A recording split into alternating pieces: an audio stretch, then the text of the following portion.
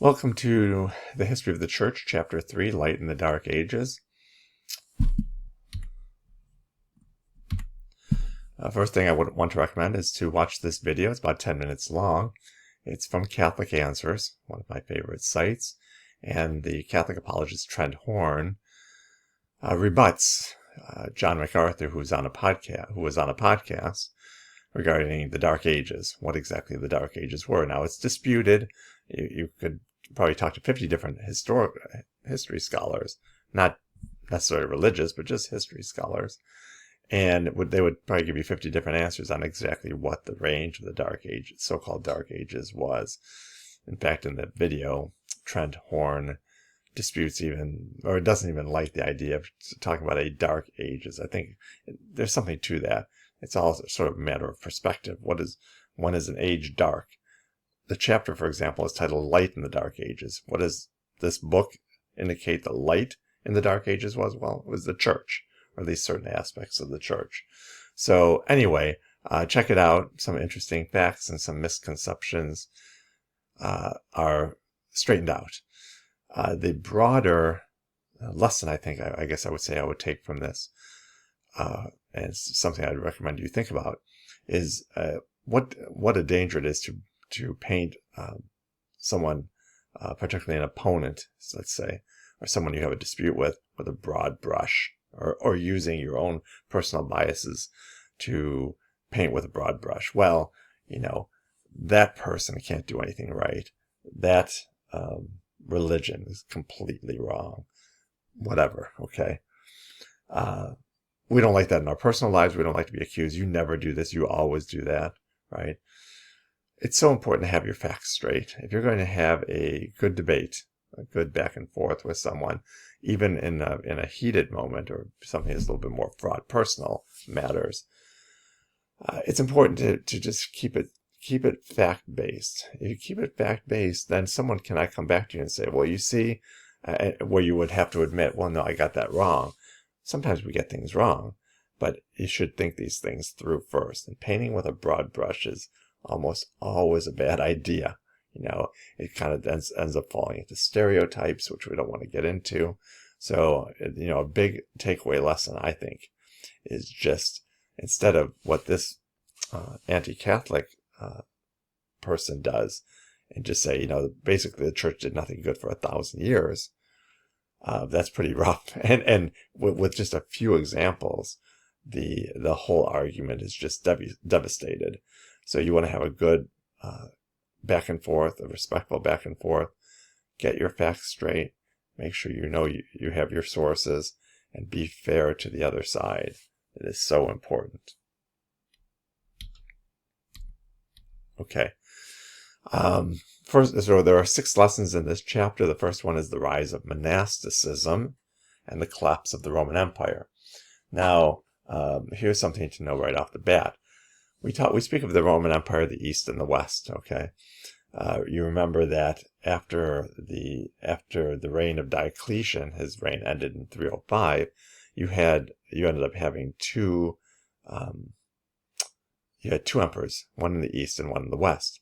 And we remember the Western Emperor famously ended up being Constantine after his father was in office, or in reigning for a couple of years.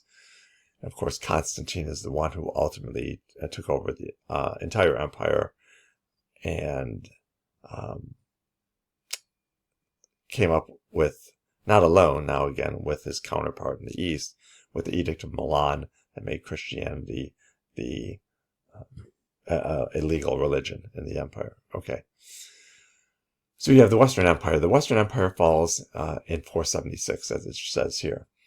The Eastern Empire is later called the Byzantine Empire. When you hear someone speak about the Byzantine Empire, or the book gets into Byzantium and so on, what we're referring to is the Eastern Roman Empire. So you can kind of switch names. Sometimes it's called Byzantine, sometimes it's called Eastern Roman Empire. But I just wanted to put that in there so to be clear. So anyway, Rome falls, okay. In the next about 300 years, there's just a lot. There's invasions from various, particularly Germanic hordes, barbarians from Germany, For example, it speaks here of the Germanic Franks. A theme that we're going to see over and over, and when we talk about the rise of monasticism, this is something that counters this, are these last 4 bullets at the bottom. What happens when these invasions happen? Well, there's a lot of concern about just staying alive, right? And protecting your territory. These hordes that come in don't care a whit about Western literature or philosophy. They're illiterate to begin with. They're going through and taking what they want and doing what they want. They're not going to be worried about books and scrolls and libraries and things like that. Okay, so it's not a great time for any sort of development to happen in these areas. Kind of reminds me, remember we talked about in the Christianity and the Roman Empire during the persecutions, right? You're not going to have a ton of development in doctrine or philosophical inquiry during that time when you're more worried about staying alive, and you're not really even able to get together with others to discuss these matters. Remember, the first ecumenical council doesn't happen even until the end of the persecutions, right? Persecutions end around 311. The first ecumenical council is in 325. Okay, so something to remember. Something that we're going to talk about here, and this is really the light in the dark ages, is the church became the only locus of intellectual activity. So you're not getting it out in the general public, but where are you going to find preservation of literature, not only religious, but also secular literature? It's going to be in the monasteries. We're going to see that. Why would you have that there? Well, one, they're kind of away from the action. But secondly, they need to train priests and religious and priests who are going to become future bishops. They need to know the faith. They need to know the culture. And so you have this preservation that's happening, that is happening in the monasteries. Okay. I'm only going to touch on this slide, but we speak of the Germanic tribes, and you see all the names here: Visigoths, Ostrogoths, Franks, Burgundians, Lombards, Vandals. Okay, I refer you to the book, page 107. If some of you may like to just go in there and kind of just peruse the maps to see what was going on, who's invading, where, and all this sort of thing.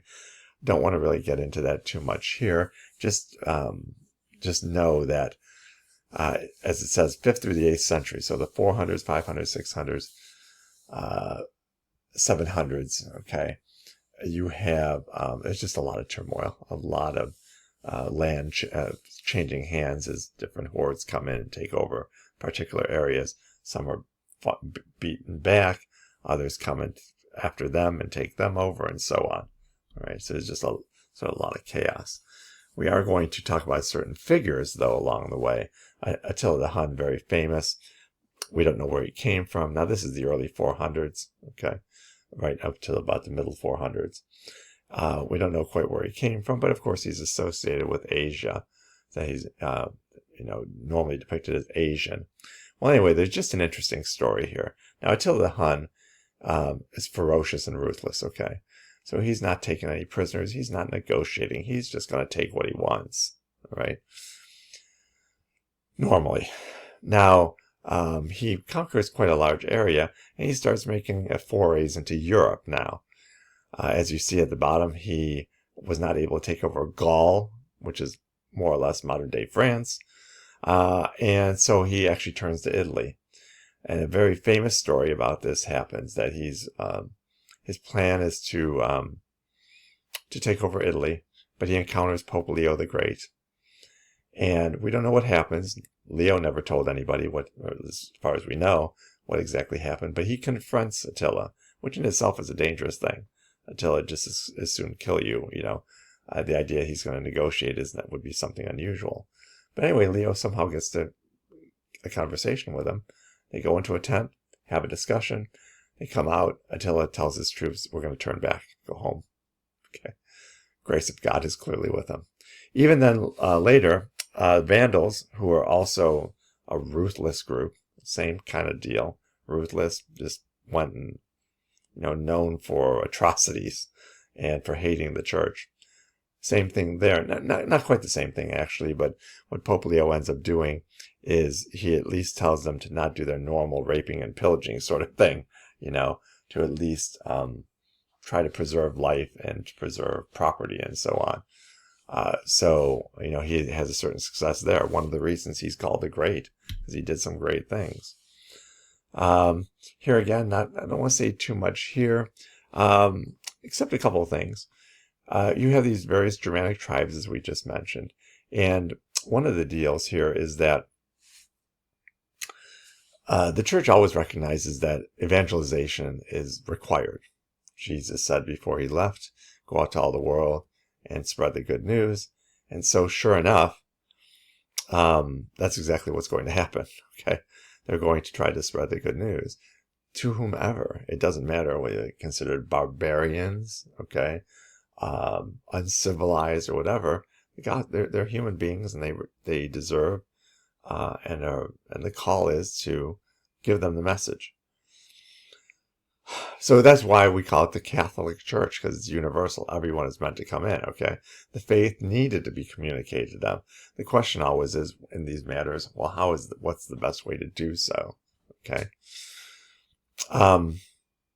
And one effective, or at least more effective way to do it is not to impose so much. Say, hey, where did the church grow up, really? It grew up in the Roman Empire, right? And was patterned, at least to a significant degree, on the way Rome was governed. Well, this is going to be very foreign to foreigners, right? And it's not going to necessarily be appealing to say, well, this is the way we do things, and if you want to be on board, you've got to basically change all of your lifestyle and perceptions and everything to to sort of accommodate us. It's not going to be very appealing. You're probably not going to win many converts that way.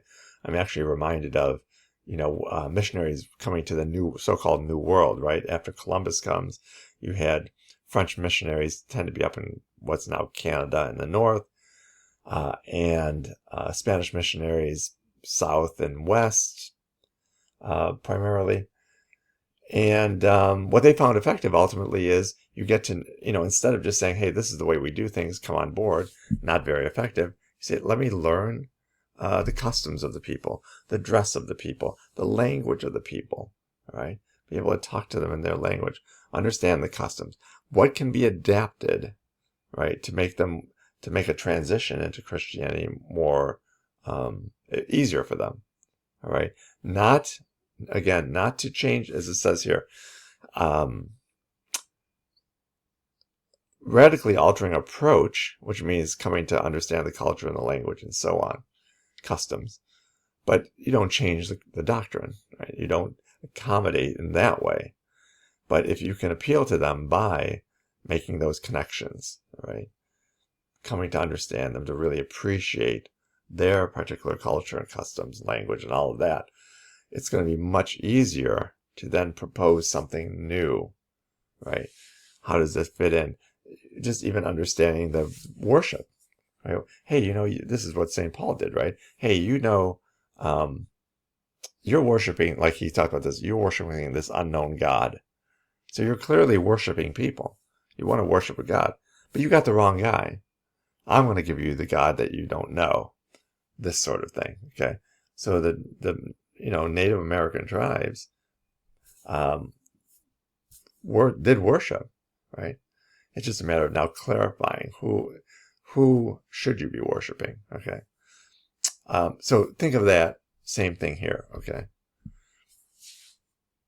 So monasticism. What the heck is monasticism? It's so important. Again, this is really the light in the dark ages, is monasticism. It's a way of life characterized by prayer and self-denial. Yeah, of course. You're in a monastery. Why do you go to a monastery? Kind of separate yourself from the world so you can have a better relationship with God. How do you have a better relationship with God? Through lots of prayer. Prayer is conversation with God. And self-denial, all right? Less focus on yourself, more focus on God. And also this ascetic, the fourth point says, seeing God through asceticism and silence, okay?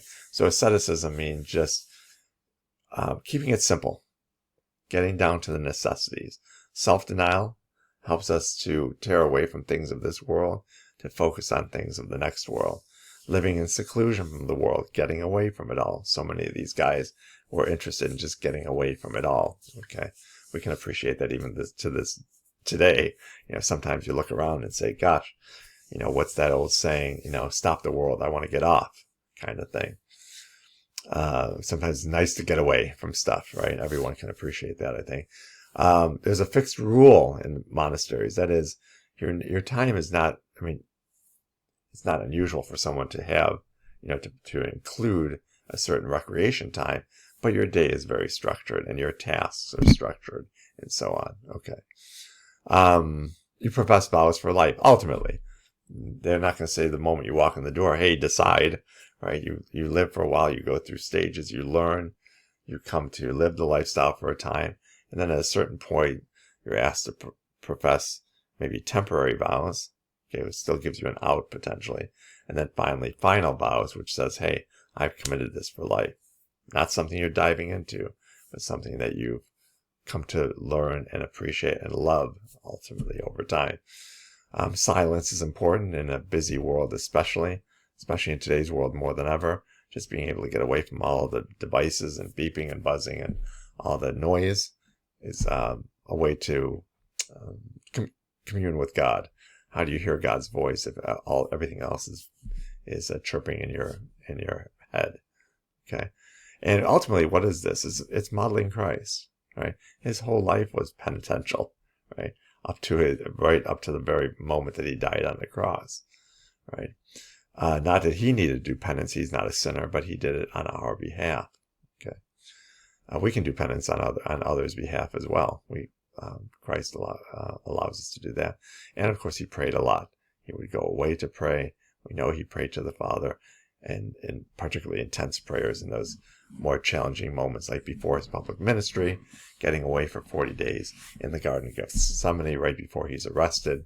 All right. So what are the names of some of these very early hermits? Paul of Thebes, Anthony of Egypt, Pachomius. These are guys in the East now, okay? Started late 200s, early 300s, okay? All these guys are very attractive. They're known for their holiness. We point out St. Pachomius in particular, who also desired to be a hermit. And because he had such a great reputation for holiness, word gets out, even back then, before any modern communication whatsoever, word got out that he was leading a certain lifestyle of sanctity, and people come to him, are attracted to him, maybe getting advice from him. Miracles are happening, whatever the case might be. And so more and more men and women, monasteries and convents, are coming out to him.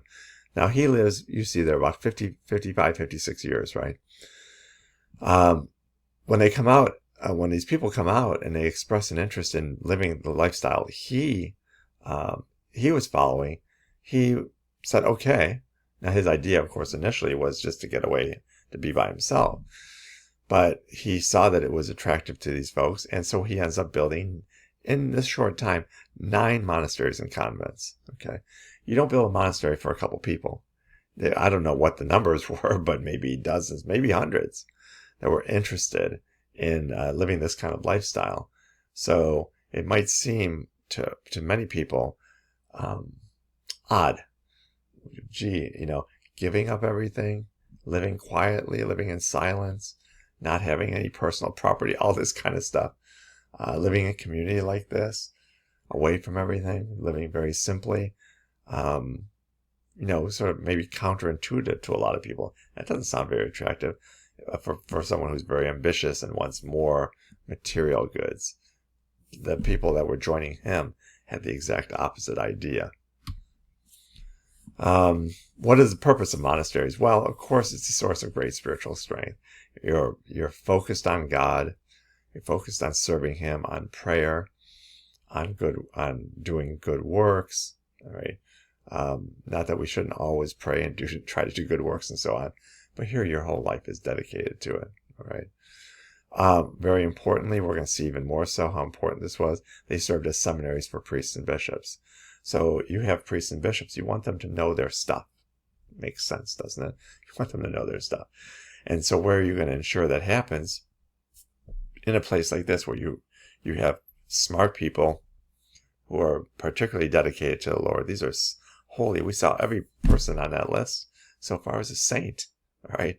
So they're going to be running a tight Orthodox ship that they can learn from. Okay, so you're going to have knowledgeable priests, some of whom will become bishops, who will also then in turn, one of the key roles for bishops is to teach the people and to have them learn the faith. Okay, function as centers of evangelization of barbarians through education. So here again, education centers.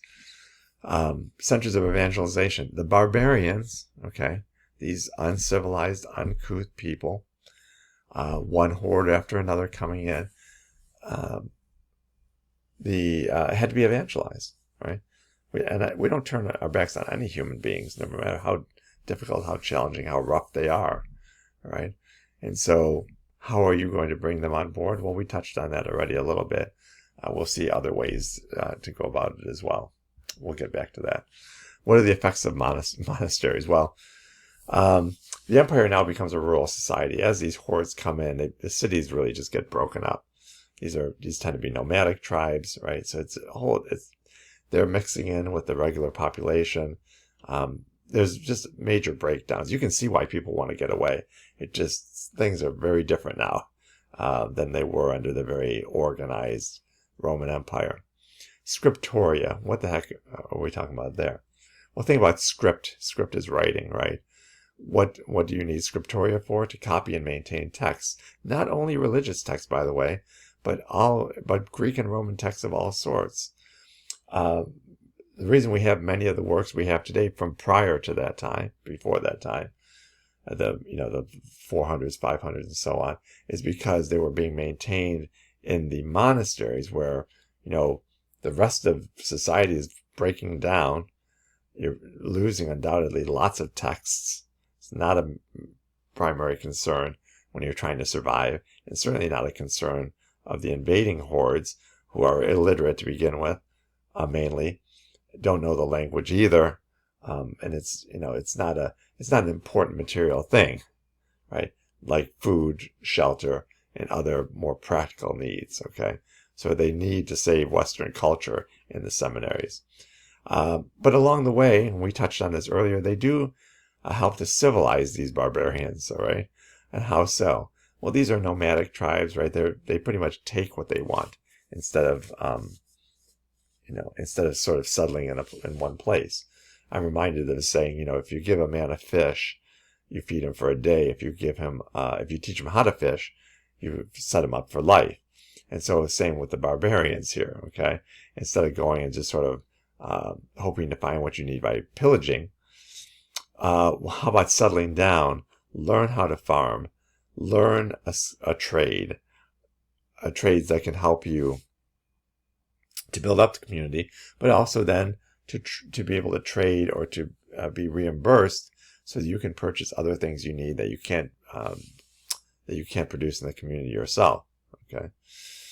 And that emulates Jesus. How? Well, Jesus spent probably about 30 years of his life, once he was old enough, of course, helping his dad in carpentry. Once his dad is gone, his dad has died, foster father Joseph, then he's supporting himself and his mom. All right. So he worked hard, probably dull a lot of times, people not paying up, right? Who knows? Finding more challenging work sometimes, people getting picky. You can imagine all this stuff. Some people are very grateful. Some people are never happy, right? So he had to deal with all this stuff, all the day-to-day stuff like everybody else does. So that's emulating Jesus.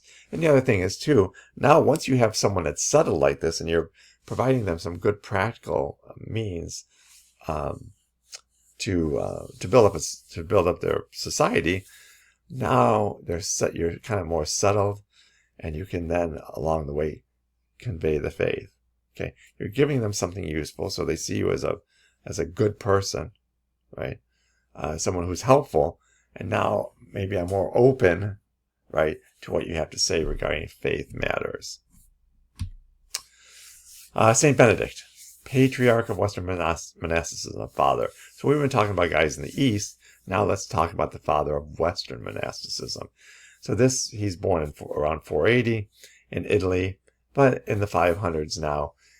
He, like many of these other guys, presumably, sees a moral decay, right, in the city. He's living there. It's like, I just want to get away from this stuff. This is terrible. I don't like what's happening here. I'm going to go live as a hermit. Like Pachomius in the East, what happens is his holiness becomes evident. Quickly enough, the word spreads, and more men want to come and join his, follow his rule.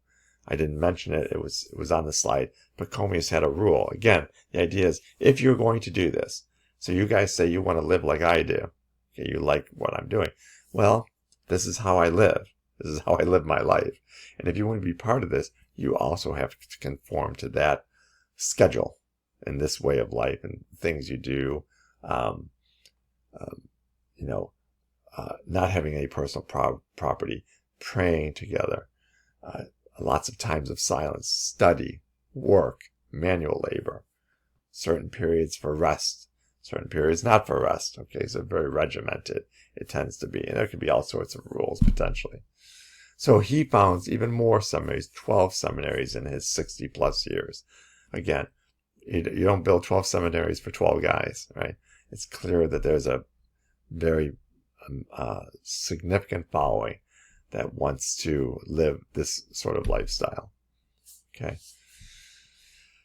So he comes up with a rule, which ends up being, with variations used by a lot of different religious orders. What's the schedule like? Well, if you look at the hours, there are 4 plus 4 plus 6 plus 10. That adds up to 24 hours. Your whole day is regimented. 4 hours you're in community, praying the Psalms, all 150, by the way. Singing the Psalms, probably. That's not something you can do in a few minutes, right? Just go look up the Psalms in your book and see how many pages it is. Imagine how long it would take to do this and, to sing these in a nice fashion, not rushing through it. Private prayer and scripture reading, that's another 4 hours. So you had 8 hours in prayer and spiritual reading, Bible reading, and so on. Physical labor, you have to maintain the place, okay? This is a self-sustaining community. You're going to be farming, you're doing animal husbandry, probably, have goats and sheep and cows and chickens and who knows, whatever, right? For milk and eggs and food and so on. Some communities have special deals. There are some communities, for example, religious communities, they're known for making beer, or for their coffee, for growing coffee, or one place I'm associated with, Benedictine, as it turns out, they make caskets, very ornate caskets. All right, so it could be any of a number of things. It could be might be rosaries. It could be any number of things that they might make to help sustain themselves, right? That they can sell and then get what they need. And then finally, meals and sleep. So you figure maybe probably 2 meals a day. Maybe those are an hour each where they break for meals. And then, 8 hours sleep, something like that, to make sure that this is actually less austere than others, are, where they would, you don't have an extended stretch of sleep or maybe that many hours to sleep. But he wanted to make sure that everyone was raring to go because, that the other essentially 16 hours of the day, pretty packed, pretty busy. Okay. So of course they lived life in common, no personal property. You're given a little cell, a little place to sleep, some, basic, hygiene items you would need, all your bed covers and so on, your clothes, a Bible, presumably, maybe with the other books would be held in common, these sort of things. But they're all held in common. That is, you don't own anything. It's all the community. And if you need something, you do have to go into your superior and ask, hey, I have this need, or something broke, or I need new shoes, or whatever it is. And then you have to submit that. And then you hope that it'll be granted to you. Okay. And then finally, vows of poverty, chastity, and obedience for life. I think that's pretty much true of all religious orders, that you're going to have these vows are to be taken. Okay, poverty, chastity, and obedience. All right, now Gregory the Great, another personality. And why is he so great? Well, like Leo, he also becomes Pope. Before he's Pope, though, he grows up in a rich family. He's a very rich guy. Ultimately, he follows Jesus' call to give up everything. Okay, give everything to the poor and live himself as a monk. So we just said that monks are poor. Okay, they own nothing. So he's given away everything. All right. Now, these are all saints we're talking about, right? His reputation for sanctity grows and grows. All right. Pope gets on the Pope's radar. Pope makes him his personal ambassador and later his assistant. So now he's in Rome. And when the Pope dies, by popular acclamation, he's made Pope. Now, if you paid attention at all to the most recent papal ascendancy, you know how the deal works, right? Pope dies or resigns. All the cardinals are called to Rome eventually to pick a new pope. And sure enough, after there's a certain scheme around that, right? A certain number of votes have to happen and so on. A man is selected. If he says he wants to be pope, he is pope, and there you have a pope. It wasn't always this way, though. Okay, so as we go through history, we'll see there's all sorts of different ways. Some, legit. Some are pretty conniving, but nevertheless, whoever was pope is pope.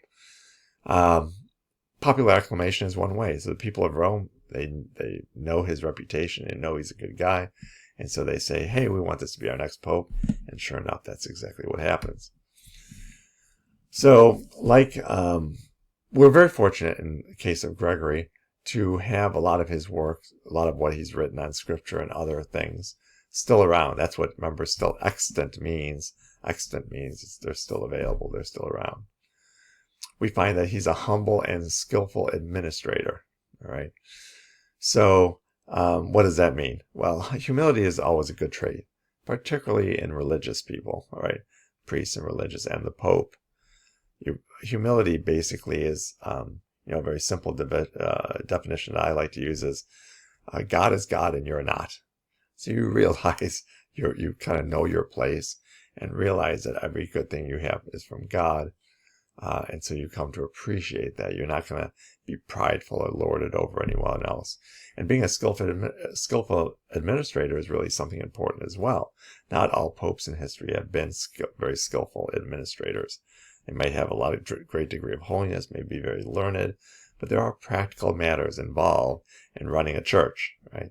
Sort of, to keep it running, so to speak, right? So he was very good at that as well. He's well-rounded. Okay. One other thing I want to mention too is that I believe I mentioned this before, but if you want to read anything from any of these early church fathers and doctors, we've already talked about Ignatius of Antioch and Polycarp and Irenaeus, right? And Leo, you name it, right? All you need to do is to Google them. Now, yes, there are books written and you can purchase stuff and all sorts of things. Yes, it's true. But all of this stuff is on the internet too. So you simply type in the writings of Gregory the Great in your Google search and they're going to pop up. Okay, and you can read to your heart's content. So I would certainly encourage that just to get a sense of it. When you look at something that he's written, okay, when you write it, let's say it's around this year 600, okay. So what are we talking about? Over 1,400 years ago? And it's kind of neat to get a glimpse into the past, sort of take, in a sense, a little time machine into the past to see what he had to say, what insights he had, and so on. Very interesting. Okay. He negotiated peace with the Lombards as well as the Saxons in England. He sort of worked it a little bit, behind the scenes to get the Lombard king, Lombards were pagans, to marry a Catholic princess. Okay. And Their children are raised Catholic. Eventually the king converts, and then what follows are the people tend to convert after that. We'll talk a little bit more about that shortly. Let's switch over in this lesson now to the rise of Islam. All right. So Muhammad, born around the year 570, dies in 632. All right. Around the age of 30, it's said that he explored some of the various religions, really did not find satisfaction or peace with those. So he kind of turns into, you might say, at least a mini hermit. Okay. Within a couple of years, he comes out and claims that he has a vision of Archangel Gabriel. All right. And he's called to be a herald, or what we say now, he's called by Muslims the prophet, right? The last prophet. To be a herald of Allah, right? The Arabic word for God. And he then conveys that what he claims are what God has spoken to him, okay? What's called the Quran. You see the spelling here, Koran. At the bottom, you see a different spelling, which I think is more common now. It's Quran. Would be pronounced more like Quran, all right? But the word simply means recitation. It's Arabic for recitation. Why is it called recitation? Well, unlike what at least the vast majority of Christians understand about the Bible, the Quran is purported to be the exact words of God, word for word, exactly what God had to say. Okay, the Bible is the written word of God. That's true. And God, the Holy Spirit, is the primary author, absolutely. And only what the Holy Spirit wanted, no more, no less, is in there. It was still written by humans, okay? Primary author is the Holy Spirit. Secondary author are the human authors. But they wrote in such a way as using their own skills, their memories, their outlook, their, in some cases, in a lot of cases, aiming it towards a particular group, and so on. So and also their own rhetorical skills, their use of language and sentence structure and all of that kind of stuff.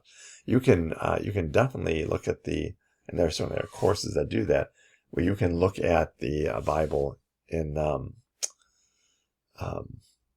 as a literary work, and it's analyzed that way, right? Trying to determine maybe who wrote a book that's unclear about who wrote a particular book or letter. And you look at the style and try to make some determination. But anyway, but for Muslims, no. This book of 114 chapters is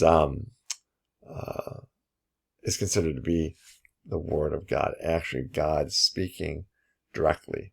No human author involved. Okay. So we saw that Muhammad died in 632. Now, the book points out that, and Muhammad was involved in conquests and in spreading Islam for sure, but the book talks about the spread of Islam beginning in 634, so a couple of years or so after Muhammad's death. Over the next 100 years, Muslims really expand their territory, and how they expand the faith is by expanding their territory. Okay, so what does it say? Believers were obligated to seek converts. No problem there from a Christian standpoint either. Christians should be looking to make converts too, right? If you believe your faith is the true faith, then you want others to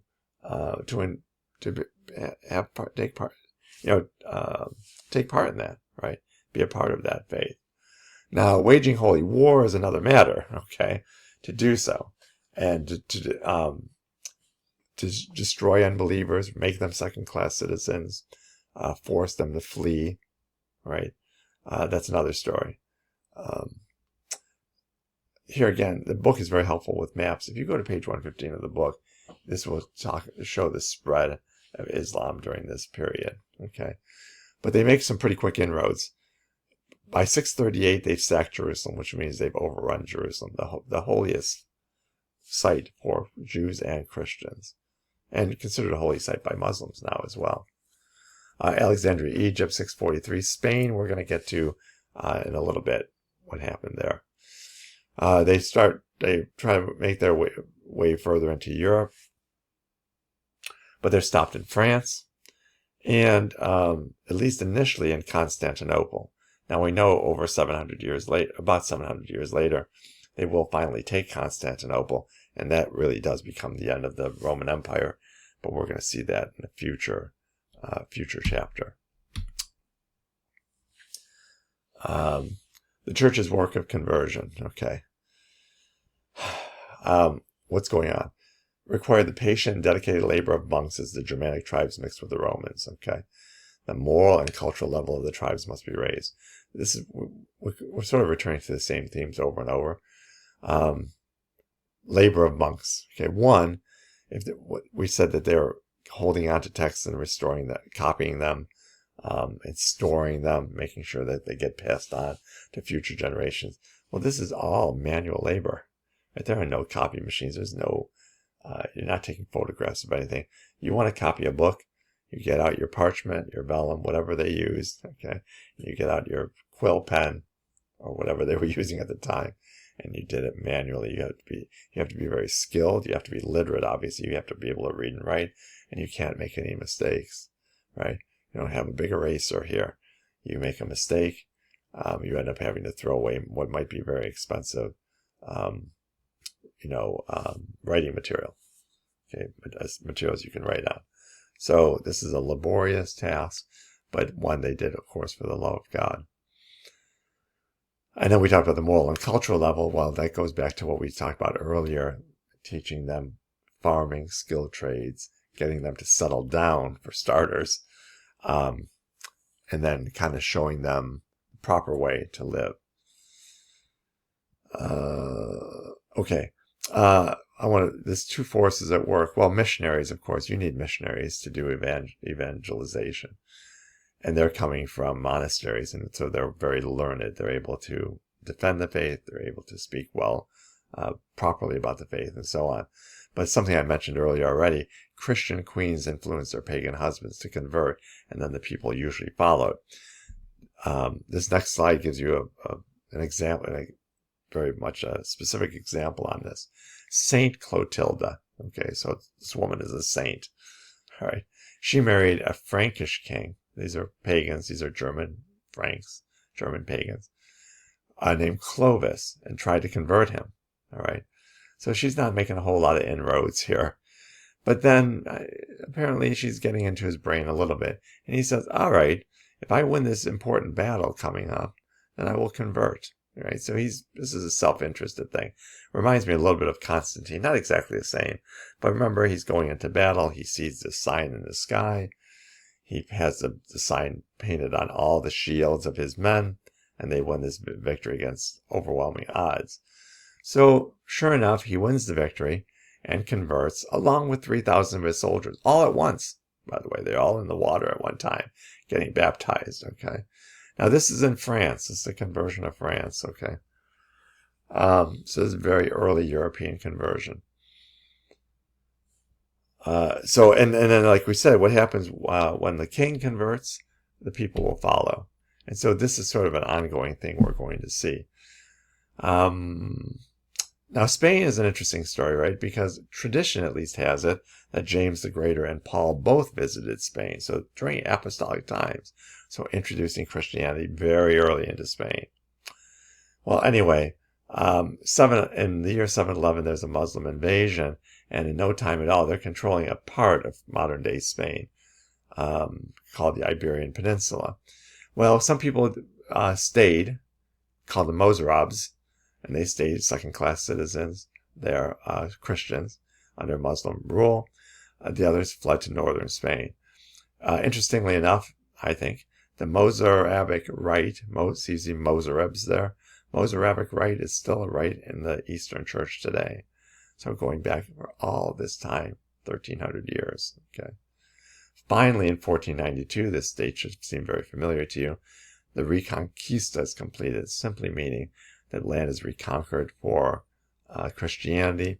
Spain remains Christian today. St. Patrick, of course, is well known as the Apostle of Ireland. All right.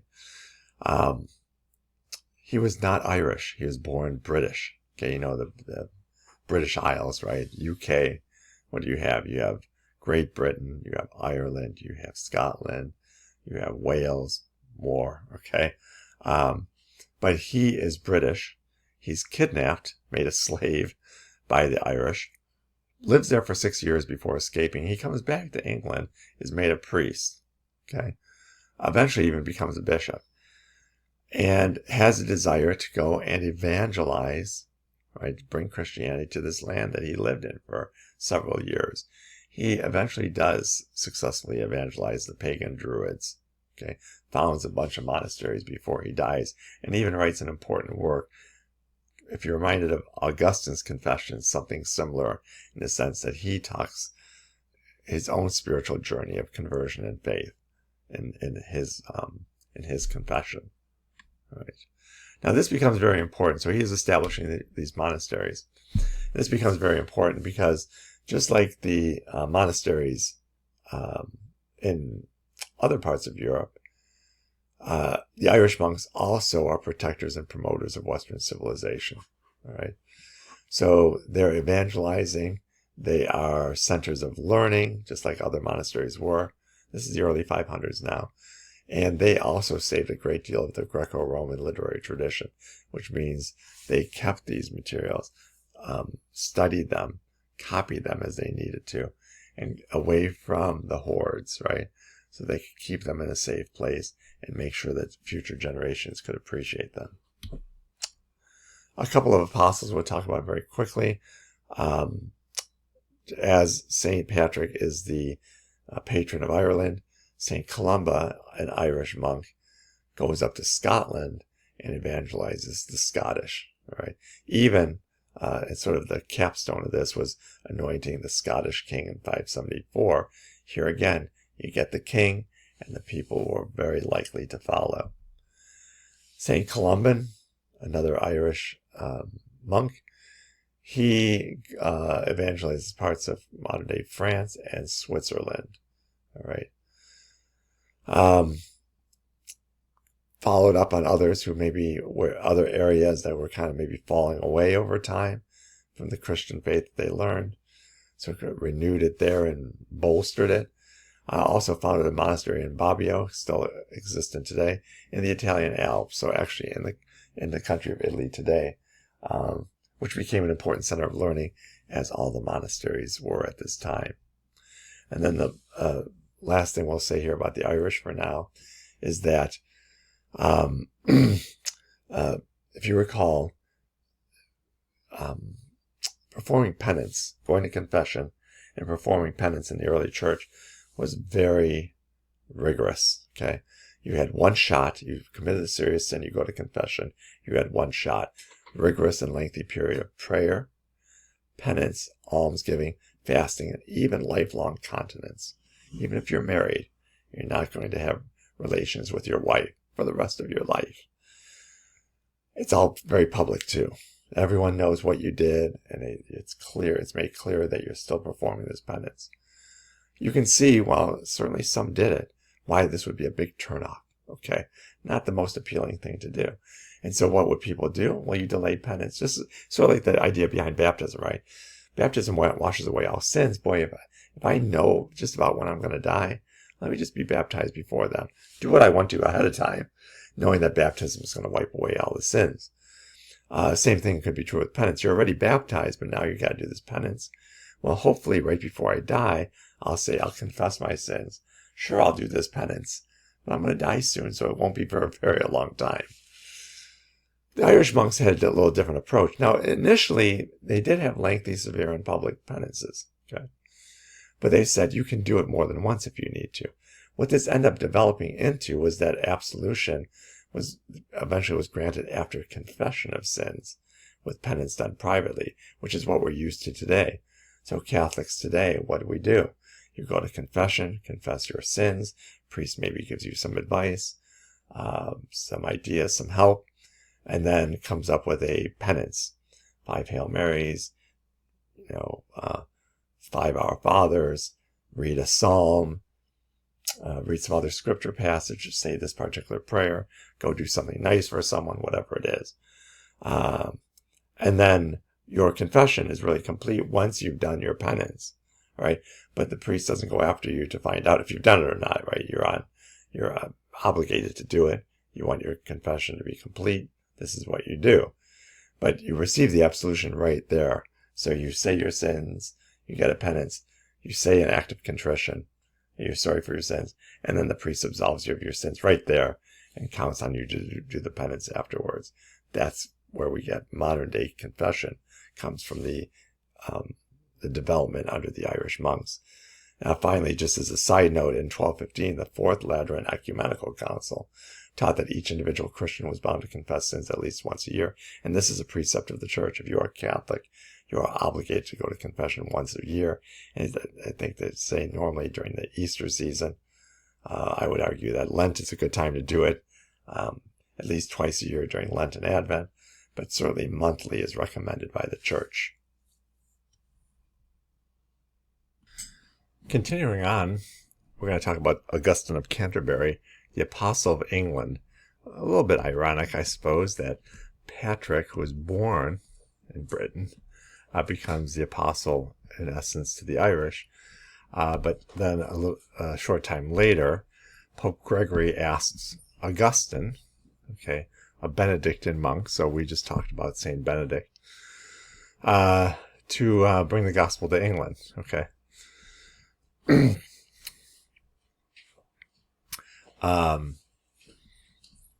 So how do we go about doing this? Well, we talked about this earlier, but if you can convert the king, right, particularly effective way to do this through a Christian wife, okay, then the people will follow, okay. Now, Ethelbert did have a Christian wife, but she wasn't really interested in converting her husband, okay. Fortunately, Ethelbert did allow Catholicism to be preached, and so he was able to gain converts. He wasn't being persecuted for doing it. All right. Conversions happen. Ethelbert is eventually baptized. Monasteries are built. Pagan temples are converted to churches. Augustine becomes Bishop of Canterbury, the first Bishop of Canterbury. Right, still a esteemed position, even to this day. So this all happens with this next Augustine. Do not get him confused with Augustine of Hippo that we've spoken of previously.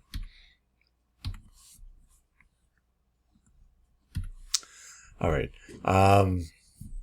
Now, I didn't mention we are in lesson 3, the conversion of Ireland and England. We already talked about St. Patrick. Now we just talked about St. Augustine. The Catholic faith then goes back, here again until the late 500s. Now later we're going to, of course, talk about King Henry VIII and the beginning of Anglicanism, but that happens nearly 1,000 years after England really is evangelized by Augustine.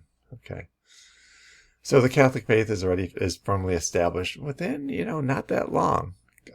Augustine is made Bishop of Canterbury in 601. 655, it's firmly established. It does not take that long.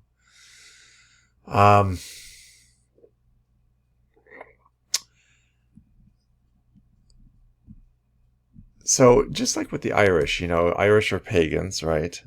St. Patrick converts them, starts monasteries, and all of a sudden, in no time at all, the Irish monks are very influential, right? They're saving Greco-Roman culture, they're centers of learning, and so on. We see, when you look at stuff like this, you see God's grace working, going from a pagan land, virtually overnight, into a strongly Christian land. We see this with Ireland and England, okay? Same deal, development of scholarship in the monasteries. This is nothing new. This is over and over. We're seeing this as a thing.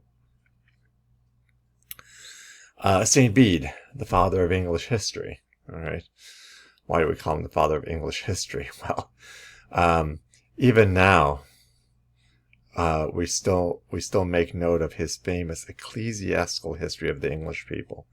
Not strictly a I mean, not strictly religious work in the sense that it's ecclesiastical, so we know when we talk about ecclesiastical things, we're talking about church history. But with it, we gain a whole lot of information about the history of England in general, okay? But what Bede does here, he's often called the Venerable Bede. Okay, so you hear about the Venerable Bede. Who the heck are we talking about? Well, he's Saint Bede. All right. We refer to other, sometimes, always. If someone's on the way to sainthood, one of the steps along the way before being a blessed one is called a venerable. So we might refer to, at some point, it was Venerable John Paul II before he became Blessed John Paul II, before he became Saint John Paul II. But this is just a term that it just got, you see it on the picture, the illustrated manuscript at the bottom of the page. It says Venerable Bede. That's just a title he was given, okay, that sort of stuck with him. But he is a canonized saint in the church. So he's a scholar. He wrote on many subjects, so it's not just about religious things. And then ultimately the capstone is this ecclesiastical history of the English people.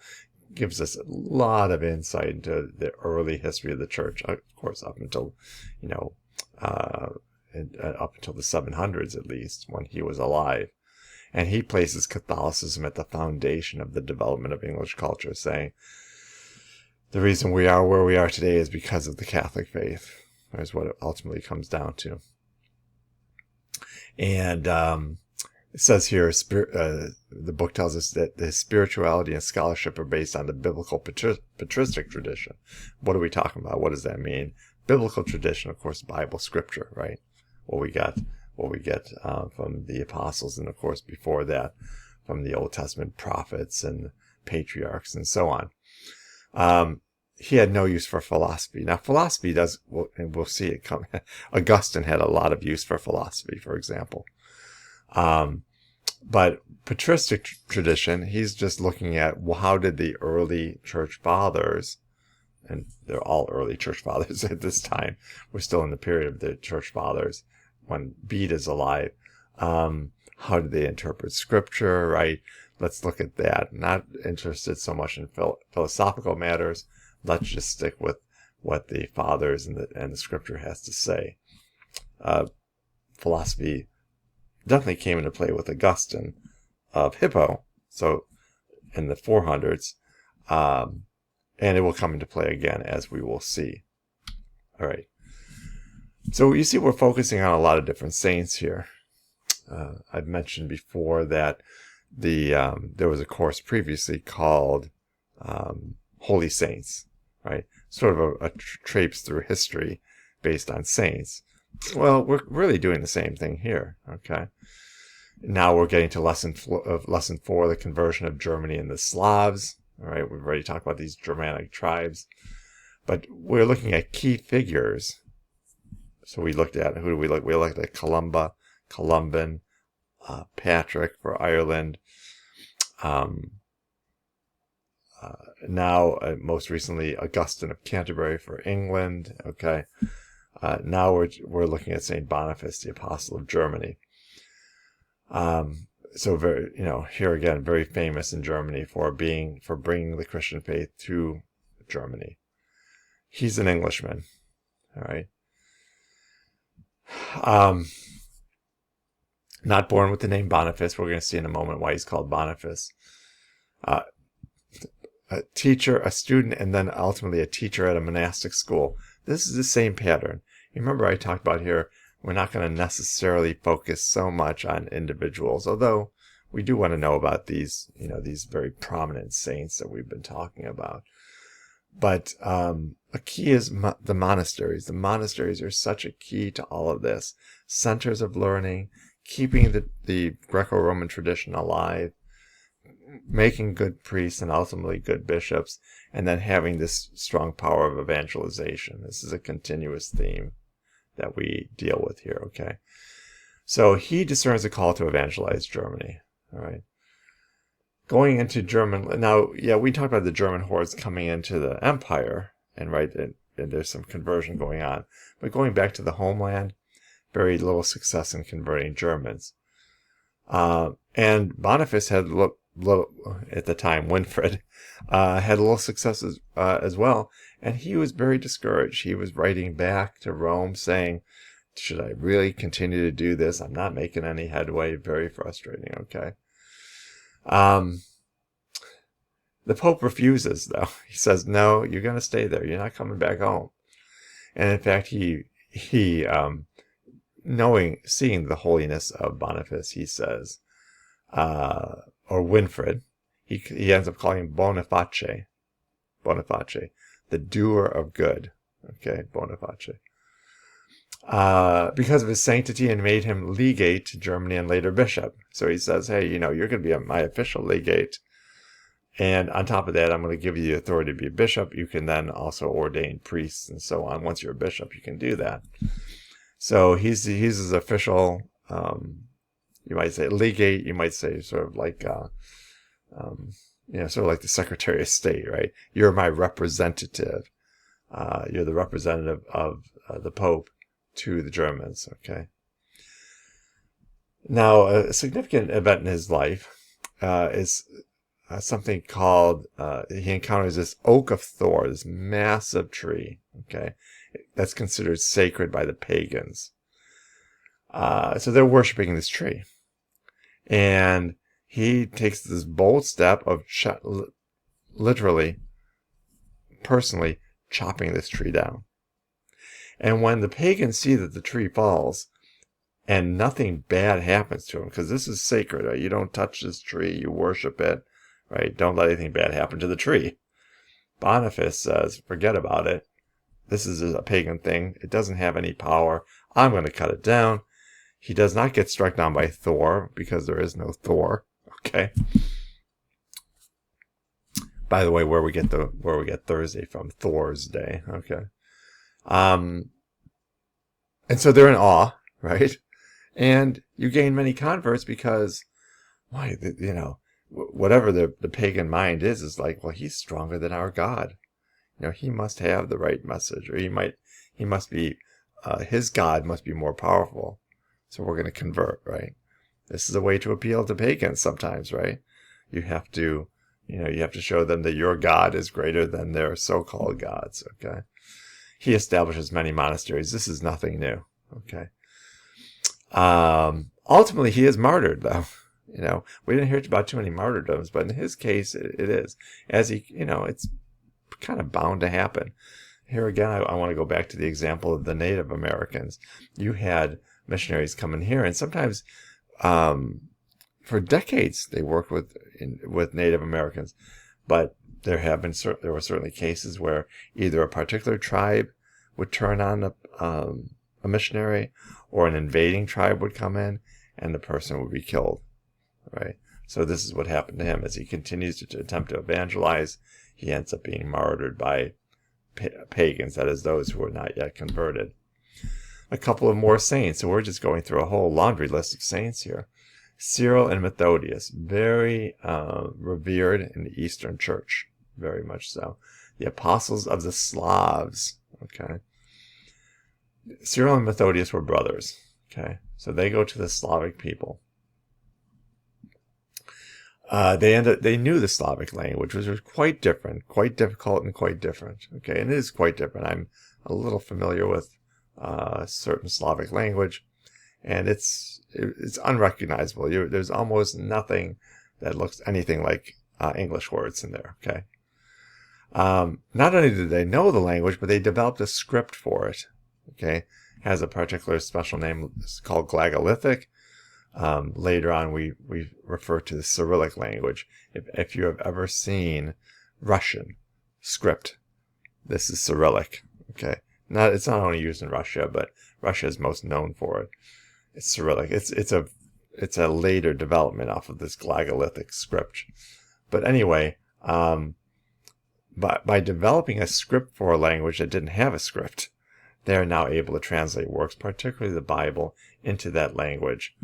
And they also celebrate a liturgy in the language, not in Latin, right, which would be the universal language of the church, but in the vernacular, as we call it, of their language, so they understood it. Cyril died younger, Methodius, though his brother, is made a bishop. All right. One break among a number of others we're going to see as we continue on in these slides is that this idea of using the vernacular is not recognized by some popes. And so what ends up happening is it discourages the people. They're prevented from using it. They want to use it. It's what they're used to. And so you have this east-west split, right, already. I mean, there's an east-west divide. It's not a split yet. There's a divide. This only makes things worse. And so they'd rather turn to the Archbishop of Constantinople, the Patriarch of Constantinople, because that person is more understanding to them than the Pope in Rome, which seems very far away to them. What about Poland? Now, Poland has a long, rich history of Christianity. All right, so it arrives in the 10th century. Very similar story. A Polish ruler, okay, in the late 10th century was married to a Christian. In fact, there's a 19th century rendering of this Duke Mieszko, who's the Polish ruler we're referring to. Okay, he marries a Christian. All right. So the woman, again, it's a matter of working on him to convert him, all right? And so it does happen. He converts to Christianity. Poland becomes a vassal state of the papacy, all right? So it holds a very important place from the standpoint of Rome. And so you have this unique relationship between the two that over the next, so this is 992, right? So over the next 1,000 years, and now more, Poland's Christianity is super solid. Okay, when Pope John Paul, who was from Poland, became Pope in 1978, of course he had a special love for his homeland, and his homeland was suffering terribly, and he was very instrumental in breaking the shackles of communism that held Poland and so many other countries as well. So, I'm sure that must have been the case that in 1992, the Pope returned to Poland. I'd have to check that for sure. But this is certainly a special time for the Pope. It was a special time for the Polish people. And so known as a staunchly Catholic country that's went through so many struggles over those 1,000 years. And even particularly with, in World War II, they were the first country to be attacked by the Germans, thus starting World War II. And basically immediately upon the end of World War II, now the communists come in and take over. So it kind of went from the frying pan to the fire. And as we know, many concentration camps were in Poland as well. So it's really there's been a very challenging history in Poland. Another apostle, Saint Vladimir. Who's the apostle to? The Russians and the Ukrainians. Okay. So now of course, Russia and Ukraine are at war. They've been at war for years now. And there's a split there. You have the Russian church, you have the Russian Orthodox, Ukrainian Orthodox. But the thing to know is that initially there's one saint, this Vladimir, okay, who was a king, by the way. So Vladimir is a king who ruled all of Russia, okay, Russia and Ukraine, back in the year 980. He's a pagan. Many wives, many children, erected idols and shrines to pagan gods. He's a ruthless guy. It's not a guy you'd want to mess with. Doesn't look like someone who's going to become a saint. Okay, this just goes to show you that anyone can change and convert his life. In this case, he is Saint Vladimir. Why is he Saint Vladimir? Well, from a very practical standpoint, he makes a deal with the Byzantine emperor, and marries the Byzantine Emperor Basil's Christian sister on condition Vladimir be baptized. Okay, so he does so. Now, probably thinking, well, maybe Christianity was kind of rolling around in his brain a little bit. Okay. He marries his sister who's Christian. says, okay, part of the deal is to be baptized. All right, I'll be baptized. And then he has a radical conversion, which just goes to show you the power of the sacraments, can have. He has a radical conversion. He gets rid of all of his other wives, all the pagan idols and shrines, replaces them with churches, establishes monasteries and schools, and it says he focused relentlessly on converting his people, so much so that he made baptism compulsory. Now, by no means are we saying that this is ideal to make it compulsory. We were supposed to propose the faith, not impose it. But nevertheless, this is what he did, okay? And now Russia and Ukraine become strongly Christian territories, okay? Byzantium, okay? Remember we talked here about the Byzantine Empire. It's just the Eastern Roman Empire, okay? What we're going to get into now with this iconoclastic controversy, these last two lessons in this chapter, has to do with the final split between East and West. What causes it, okay? Well, it's been growing for a long time. We had a touch of it with the Slavs, with the language there. But different languages, right? The West is Latin, the East is Greek. Generally speaking, there's more languages than that, but that's the big divide, okay? Different languages, different cultures. Here again, the world is so interconnected now that we're kind of, while it's true we recognize different cultures, we do see, of course, that it's a small world, right? You see a picture of, Tokyo or pretty much any major city in the world, and if you're not looking too closely, they all tend to look fairly similar, right? Relatively small world. Back then, you don't have that sort of interaction, even in metropolitan areas. You're just not as close. You don't have any modern means of communication or insight into any of that stuff. So it's just almost natural that due to language, culture, geography even, just being far apart, right? The ideas of political and religious power. Political power in the West is more focused on Rome. You're going to have different ideas cropping up in the East, okay? And even religious power. Should it be centered in one man, or should it be distributed more? Okay, we're going to see that a little bit more. The rise of patriarchs, question of papal supremacy, liturgical and disciplinary differences, iconoclastic controversy, which we're going to talk about in just a second, and more. So it's kind of natural. You have different cultures already. They're separated by great distances. Okay. You have your own more local concerns. And, the question of papal supremacy. Here's this guy in Rome, very far away. He doesn't understand us. People, you can appreciate this even today. People will say this now. Think about the president. Here's a president in Washington, D.C. He's living in the White House. He's got all this protection. This is a different world. Does he really understand us? This is a big issue, right?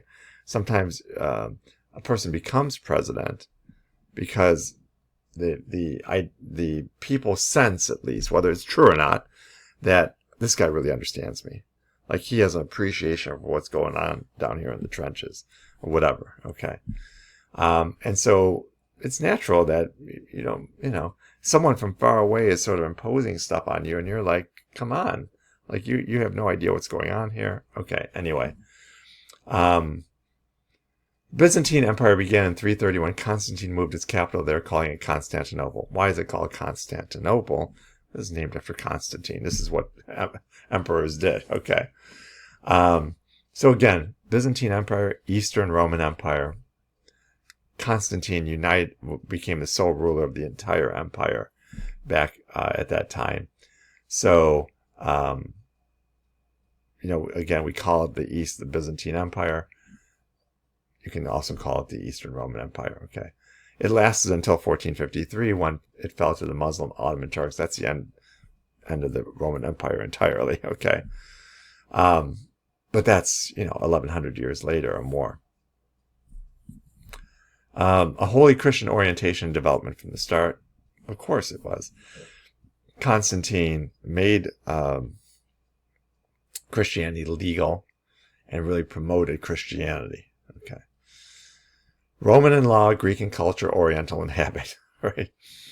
So you see already there's going to be some conflict there, right? You have a lot of different cultures coming together in one place.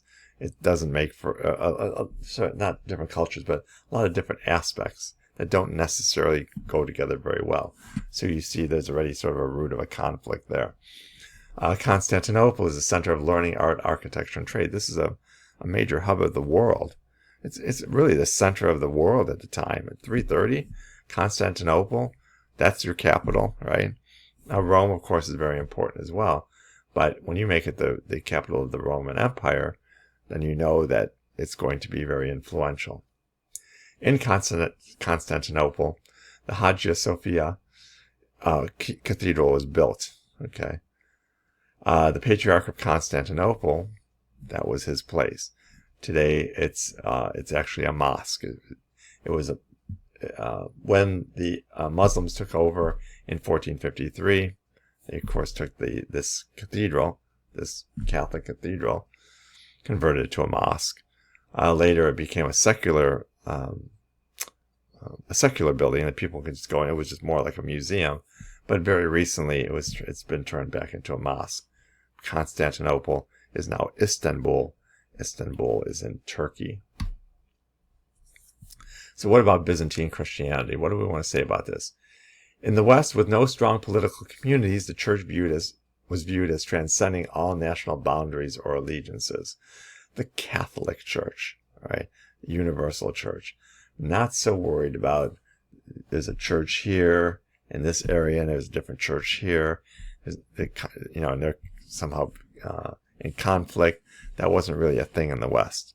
Rome, you have the papacy, or the Pope in Rome is the one who had the authority, and the focus is not on territorial boundaries, but on evangelization. In the East, missionary activity regularly culminated in the creation of national churches attached to specific political communities. So we know in the very early church, you have all the church in Ephesus and the church wherever, right? But the idea was that we plant the church there, so to speak, as we use today's terminology. But still, you have the Pope in Rome, and we even talked about this. His power kind of grew over time, right? The understanding of the Pope's role grew over time, but you don't have different churches in this. There's the Universal Church, and then you have churches in different locations. The East thought of it and still thinks of it differently today. The Orthodox churches do this, right? This is why you have the Russian Orthodox, the Ukrainian Orthodox, and the Greek Orthodox, and on and on. Why do we have these different churches? There's one Catholic church, but there are many Orthodox churches. Okay, this is an idea called Caesaropapism. Okay, the sovereign imperial ruler extends his authority to ecclesiastical and theological matters. What does that mean? Caesar is king, right? Caesar, Kaiser, get the word king. Papism, pope, right? So Caesar is the political leader. The pope is a religious leader. Okay. When you put those two together into one, Constantine was kind of like this in a way, right? Which is always dangerous. The sovereign imperial ruler, so the emperor, now also has authority over church, ecclesiastical, church matters, and theological matters. And this is not necessarily someone that's trained in either of these areas, right? So you see where the danger lies. Now, presumably, he has advisors and so on, right? But he's the ultimate decision maker. And that's where you can run into a problem. We even saw it with Constantine, right? Constantine becomes Arian, and all of a sudden he's oppressing non-Arians, right? Going way back to that.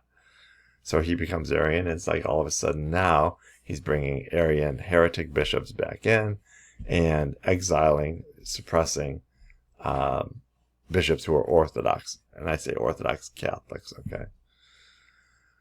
So this is what the next point is. Increasing power of Eastern emperors put them into direct conflict with the authority of the papacy. Disputes and schisms would follow. So that makes sense, okay? The emperors are sort of taking the place, in essence, of the pope. And they have a disagreement with the pope. They'll say, hey, you're far away. You don't understand. We're going to do our own thing, all right? And thus, you start off clashing. And ultimately, what ends up happening, you say, look, I don't need this anymore. I'm just leaving entirely. This is what happens. We'll see in a little bit.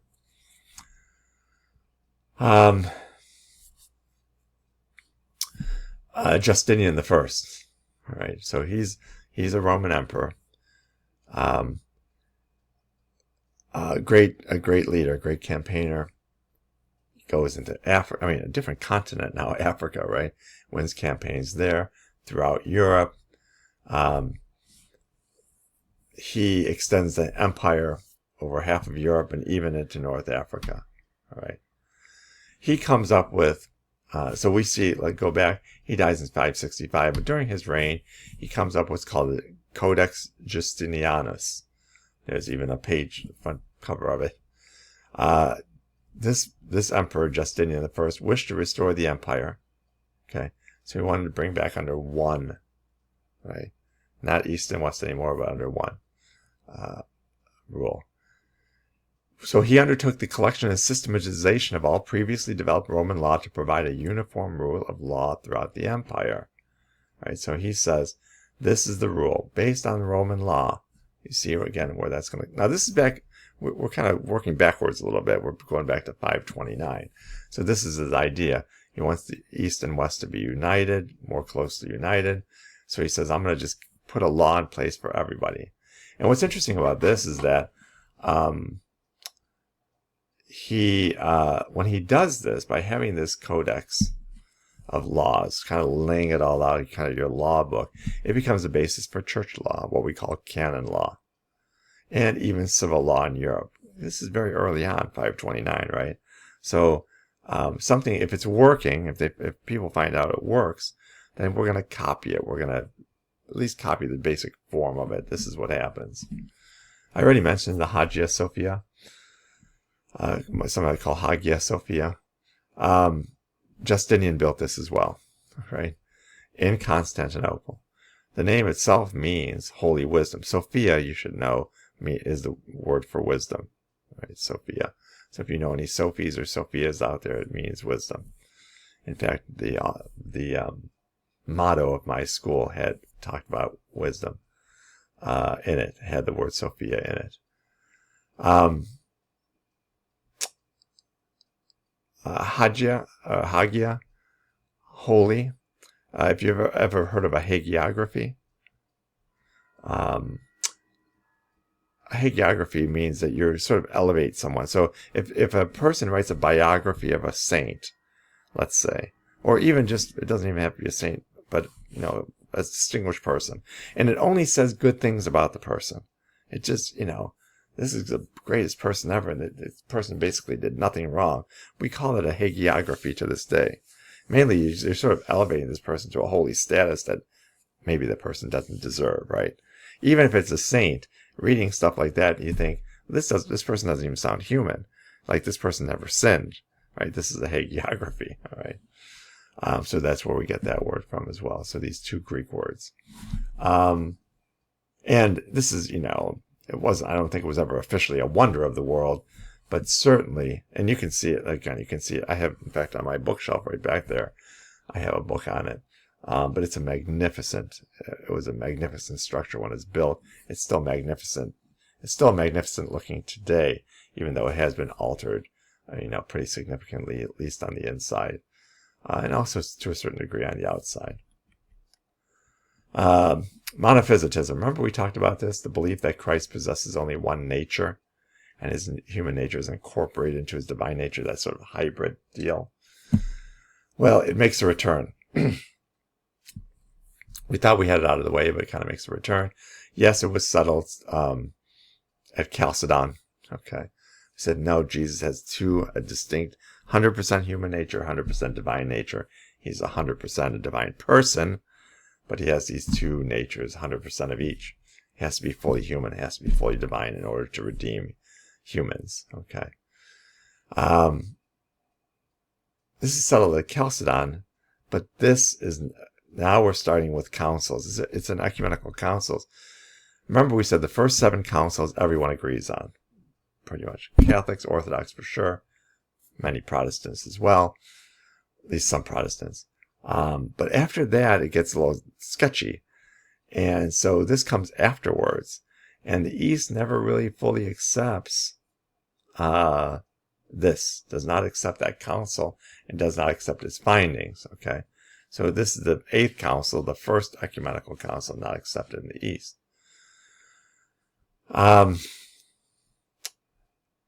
So you have a pope at the time named Saint Silverius. Okay, you see him in this picture. It says 536 to 538. What happens? He's deposed. Why? Through the machinations of Justinian's wife. Justinian's wife is a monophysitist. Okay, it's tough to say, but she doesn't buy into this. Jesus has a separate human and divine nature. She believes it's this sort of hybrid version. So she ends up, okay, getting him deposed, getting the Pope deposed, and in place, a guy becomes a Pope who was sympathetic to the monophysicist position. Okay.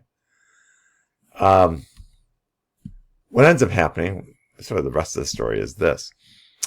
He does become Pope, but popes are not going to be heretics, okay? So he changes. He changes. And so, disappointing her for sure, he actually, does not buy into that monophysicist position, and he teaches Orthodox Catholicism. Now, let's talk specifically about the iconoclastic controversy. What is this? Well, what is an icon, for starters?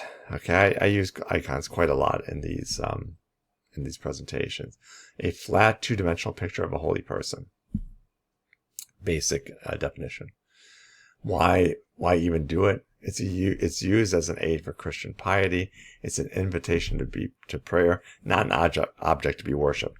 So this is true of any painting, a beautiful statue, some artwork. It is not, of course, meant to be worshipped. Only God is worshipped. But it can help to bring to mind a holy person or a holy event. I liken it to if you happen, although nowadays people don't carry too much like paper pictures. But let's say you have it on your phone and there's a picture you like to always look at on your phone, or you've saved it or it comes up. You have it handily available. Maybe it's even your wallpaper on your phone or on your computer. You don't worship. You don't look at it. Maybe it's a good friend or a romantic partner or a family member or something, or your family, and you don't think, well, that's my family. I mean, you'll say it's my family, but you don't believe that is literally your family. It's a representation of your family. And so the same is true here. Icons, beautiful paintings, beautiful sculptures, and so on, are representations of the holy. All right. What the iconoclasts said, you see, they're called image breakers. Icon means image, class means breaker. Said, no, we're seeing that there's there may be some superstition out there. Some practices were like a little bit off. You can even notice this sometimes with Catholics. We look at some of the stuff that people do, dressing statues or kissing them, and so not necessarily that's bad, but sometimes it can look like, what is going on here? This is very strange, especially from a different culture. So anyway, the iconoclasts say we're concerned about how icons are being used and viewed. And also, maybe part of the reason is that if you're trying to bring Jews and Muslims into the faith, and there is even a stronger prohibition against even having any images whatsoever, you want to try to bring them in, might not be the best idea then to have all of these images around. That may be an initial turnoff that someone can't ever come back from, okay? But even amongst Christians, it says, maybe a latent strain in Christianity. Maybe going back to the earliest days of Christianity, this idea of, incorporated in the first commandment is you shall not have idols. Now, these are not idols, right? Properly understood. But it could be sort of lingering in there, the idea of having these images. Even for Christians, might seem like it's a little sketchy. Maybe you're just better off not having them. Okay. And that's what the next point is. It's abuse of use. So when people seem to be acting strangely towards these icons, these images, maybe the idea is, well, it's best to just get rid of them. So there's not even a temptation to possibly misuse them. So let's purify Christianity. Purify it by getting rid of the images. This is the idea of the iconoclast. So now there's a certain emperor named Leo III. Now, not to be confused with popes, okay? So these are emperors. Leo III. This is now in the early 700s, right? Early 8th century. Ties back to what we just said. He wants to discourage the use of icons, okay? So that the monophysitists will be more favorable to Christianity, more favorable. He wants peace in the empire, okay? And as we said, win over Jews and Muslims as well. The idea being, are icons that important? Yeah, maybe I don't think that they're really that much of a problem, but they seem to be a hindrance towards not only unity, not only appealing to Jews and Muslims, but even for Christians, right? Monophysitists are downplaying the humanity of Jesus. Icons seem to play up the humanity of Jesus. Why not get rid of them? And so you're satisfying a bunch of Christians as well as Jews, or at least helping to satisfy Christians as well as a bunch of Jews and Muslims. Okay, so in 726, Emperor Leo orders the destruction of all icons. Right. Now this is a secular ruler. The Pope. So here you have the Pope in the East, right? Or in the West, I'm sorry, in Rome, condemns it. Also, the Patriarch of Constantinople, really, in a sense, and even to this day, considered sort of the head of the East, right? Sort of the Pope of the East. Now, at this time, we still have a united church, okay? But the Patriarch of Constantinople is going to be very influential. They condemn this. This is not, icons are not the problem. Maybe the way people are treating them is a problem, but icons themselves are not a problem. What ends up happening is a brutal persecution. All right, hundreds of monks and nuns die because they're protecting these. They have these icons. Either they had them in their monasteries or they pulled them out of the churches and tried to protect them. And in doing so, and not being willing to give up these holy items, some hundreds of years old, they end up dying for it. Right, martyrs in a real sense. Okay. What ends up happening to this Emperor Leo? Well, he's condemned by the next pope. So the next pope comes along and excommunicates him. All right. St. John Damascene. All right. So now we're talking about the last of the Eastern Church Fathers. Why do we bring him up now? Well, last of the Eastern Church Fathers. So it is, generally speaking, around the year 750. When we talk about the Church Fathers, he tends to be pretty much the last one, more or less. You will see different lists. You can find different lists. You will find a list of Eastern and Western Fathers. You can debate it. I've seen some lists go into past the year 1000 in the West. Anyway. He's considered the last of the Eastern Church Fathers. John Damascene, another way you can phrase that is John of Damascus. Damascus currently, well, that should sound familiar because remember, St. Paul was on the road to Damascus when he had his conversion experience. John is of that same place, Damascus, modern day Syria. He's a defender. He's in the East, but he's a defender of icons and their veneration. Okay. He wrote iconophile works in defense of the Pope against Leo. And a bibliophile is someone who loves books. An Anglophile is someone who loves England and all things about England. Iconophile is one who loves icons, as a defender of icons, okay? And here it says, decried imperial interference in ecclesiastical matters. This is what I touched on earlier. The Caesaropapism idea. When you have someone in power that's also telling the church what to do, and even determining matters theological, it's not qualified for, it's a problem, right? You have to have, this certain separation of church and state. This is why the idea of having even today, people kind of want this church and state combination. It can be very dangerous because, yes, maybe at a certain point in time, there'll be someone in place there that you agree with. But what happens when a person comes along that you don't agree with? It does changes things in the church. A leader, a secular leader that changes things in the church, it's a very dangerous proposition. Okay. What's his crowning work? It's called The Fount of Wisdom.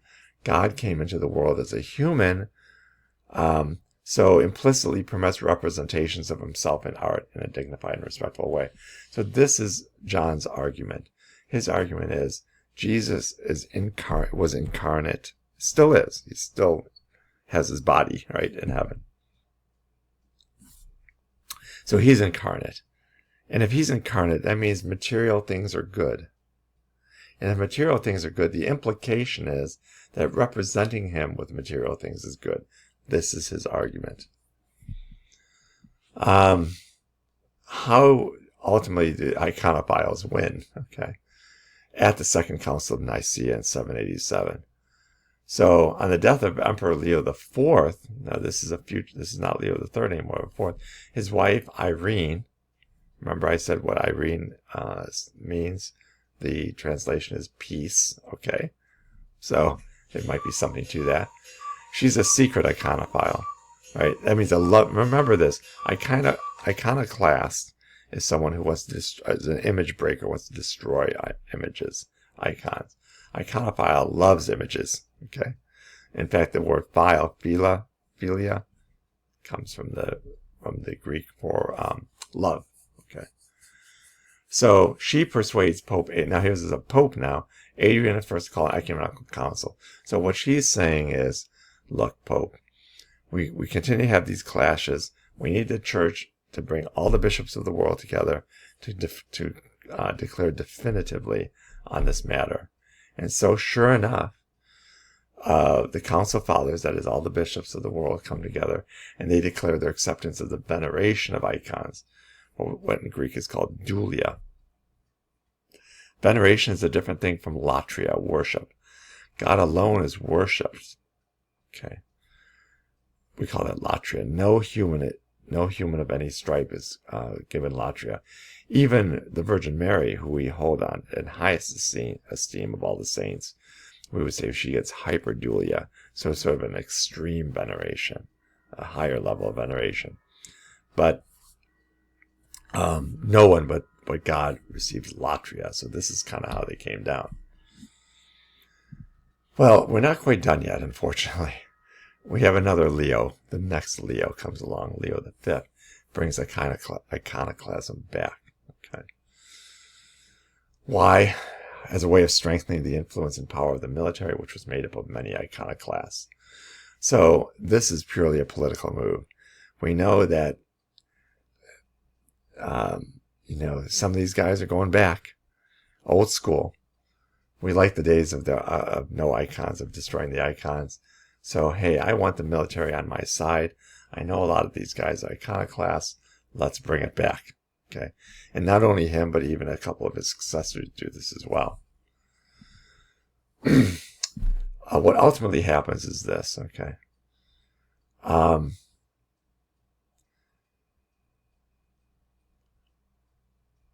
The Empress, here, now this is a few years down the road. Empress name is Theodora. She deposes the Patriarch of Constantinople named Theophilus, who's an iconoclast, and puts in his place Blessed Methodius, all right, who had been tortured and imprisoned by Theophilus because he was an iconophile, right, trying to protect the icons. So these iconoclast bishops were deposed and replaced by Orthodox iconophiles. Once Methodius is in place, who's an iconophile, that is, he wants to protect the icons and promote them, he ends up getting rid of the bishops who were wanting to destroy icons and puts in their place Orthodox ones, that is, ones who accept, based again on the Council of Nicaea, that icons are okay. Could some catechesis be in order to use them properly? Of course. But you know the expression, don't throw out the baby with the bathwater? This is what we're talking about here, okay? Don't throw out the baby with the bathwater. Just because someone's abusing, this will be the same today. If you say someone's not, is behaving oddly toward that statue, has a wrong idea about that statue or that piece of art or whatever, you don't then just get rid of all statues and artwork. You catechize. You say, this is how you're to understand this, okay? So anyway, at this point, okay, the triumph of orthodoxy in 843, the churches once again could be decorated with icons. So thankfully, you get to the point where icons are in vogue again, so to speak, and you can decorate church with these beautiful icons. And in fact, to this day, iconography is generally associated with Eastern churches, with the Orthodox particularly, but also Eastern Catholic churches. Although writing icons, we don't talk about painting icons, we talk about writing icons, because everything in an icon is so significant. The colors that are used, shapes, people, the way they're represented, even some of the smallest details are important in understanding what an icon is trying to convey. This has even become popular amongst people. You can take classes on how to write icons and so on. So it's really definitely come back into vogue. By the way, I've mentioned this before, but I skipped through the group discussions. One thing I can encourage you to do is that when you can either pause there, or you can go back to the presentation that's posted and consider the questions yourselves. But for purposes of what we're doing here, we're just going to work through the rest of the presentation. So we're in lesson 6, the Carolingians and the Great Schism. Okay, Carolingian, we're going to talk about what that means, but essentially it's this. Carol is just another way to render Charles. You may know that Pope John Paul II, his name is Karol Wojtyła. Okay, Wojtyła, I should say. Karol Wojtyła, Karol. But his name is really Charles. Okay, we're going to actually see Charles rendered a couple of different ways here before we're done. But the Carolingian line is the line of Charles. That's what we're saying here. And in this case, the Charles we're talking about is Charles Martel. All right. Pepin the Short is an emperor. He has a son named Charles Martel. And he petitions the Pope to become king over the Franks. Remember, the Franks are the German barbaric tribe. Okay. And this petition is granted by the Pope, and his line became the rightful rulers in Central Europe. So he takes over Central Europe. And he actually becomes king. He's actually formally become king when the Pope sends a legate, okay, to go ahead and crown him king, okay. So Pepin, if I didn't say this correctly, let me clarify. Pepin is the son of Charles. The Carolingian line comes down from Charles. I believe I said it that way, okay. Pepin is his son. I may have said it the reverse, but Pepin is his son. So we're talking about Pepin now. Pepin the Short, because he was actually short of stature, okay. He is anointed king. You see there, Boniface actually anoints him king, okay, in 751. We talked about that.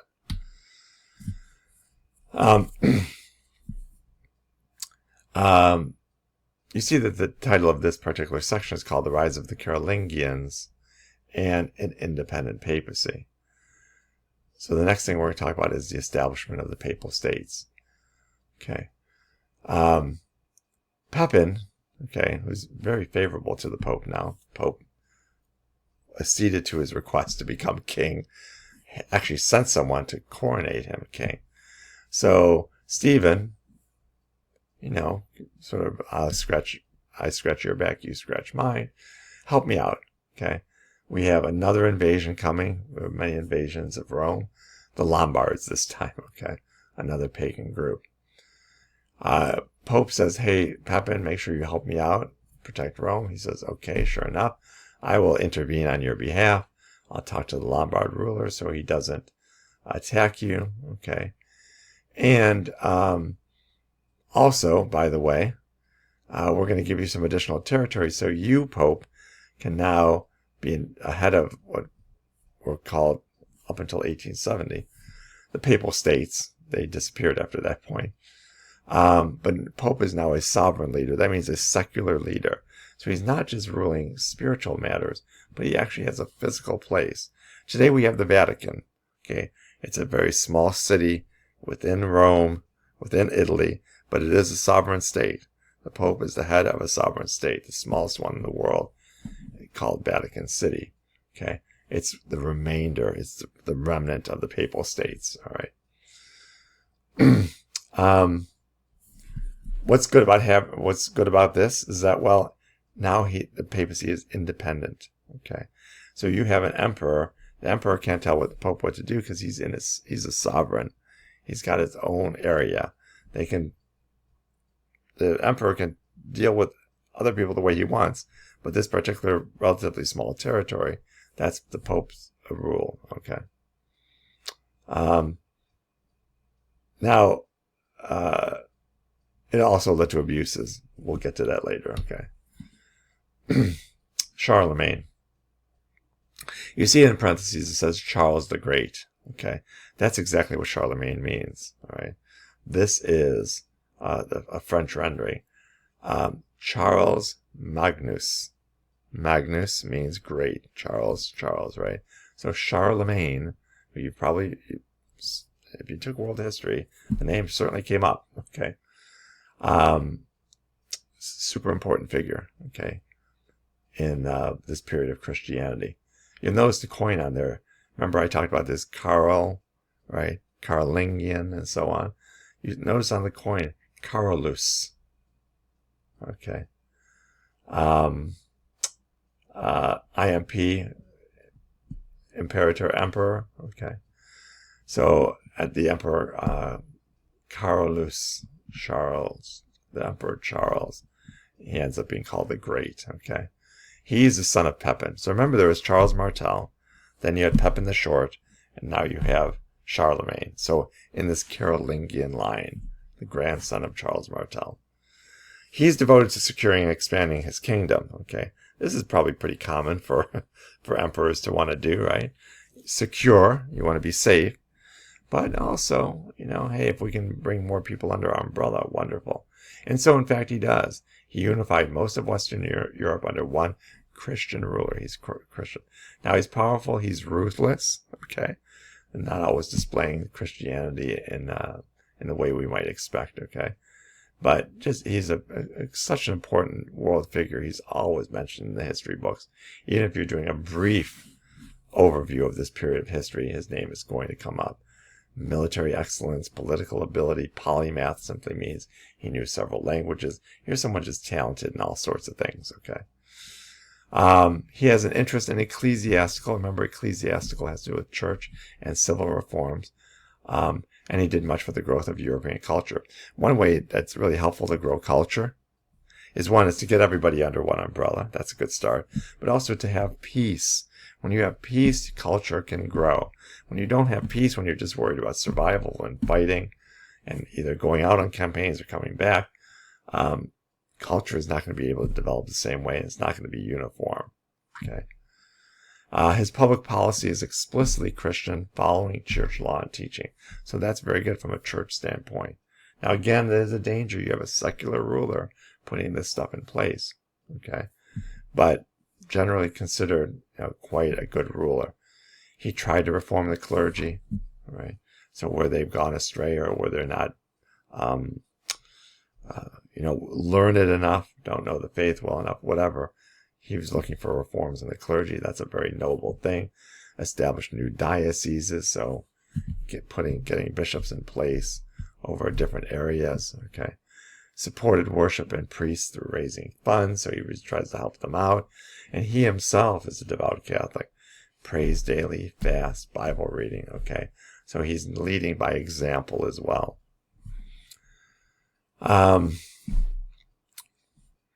What's Charlemagne's relationship to the papacy? Well, it turns out to be pretty good, okay?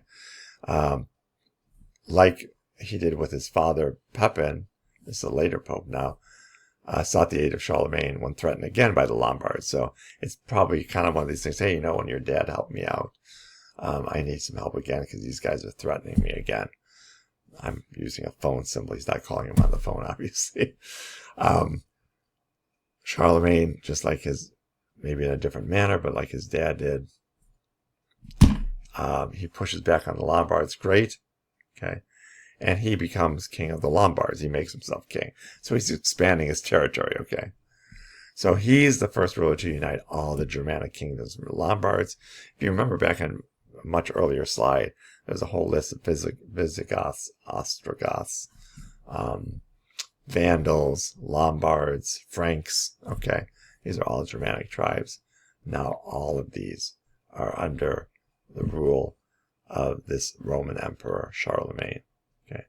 So he's a great figure.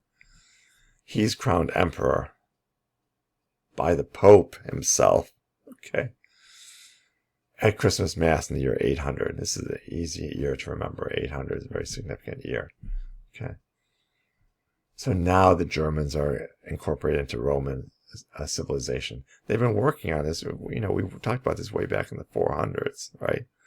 Been working on getting a full incorporation of the Germans. Yes, they were able to do some conversion of German tribes that came into existing Roman territory, but now all of the German territory is incorporated into Roman civilization, right?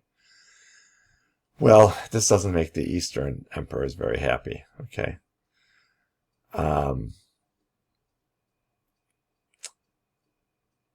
The emperors in the West, or in the East, think that they should be the rulers of the whole area, okay?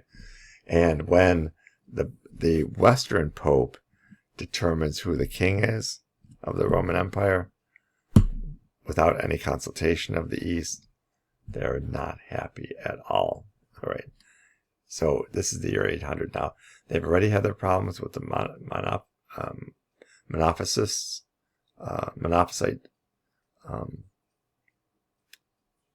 heresy.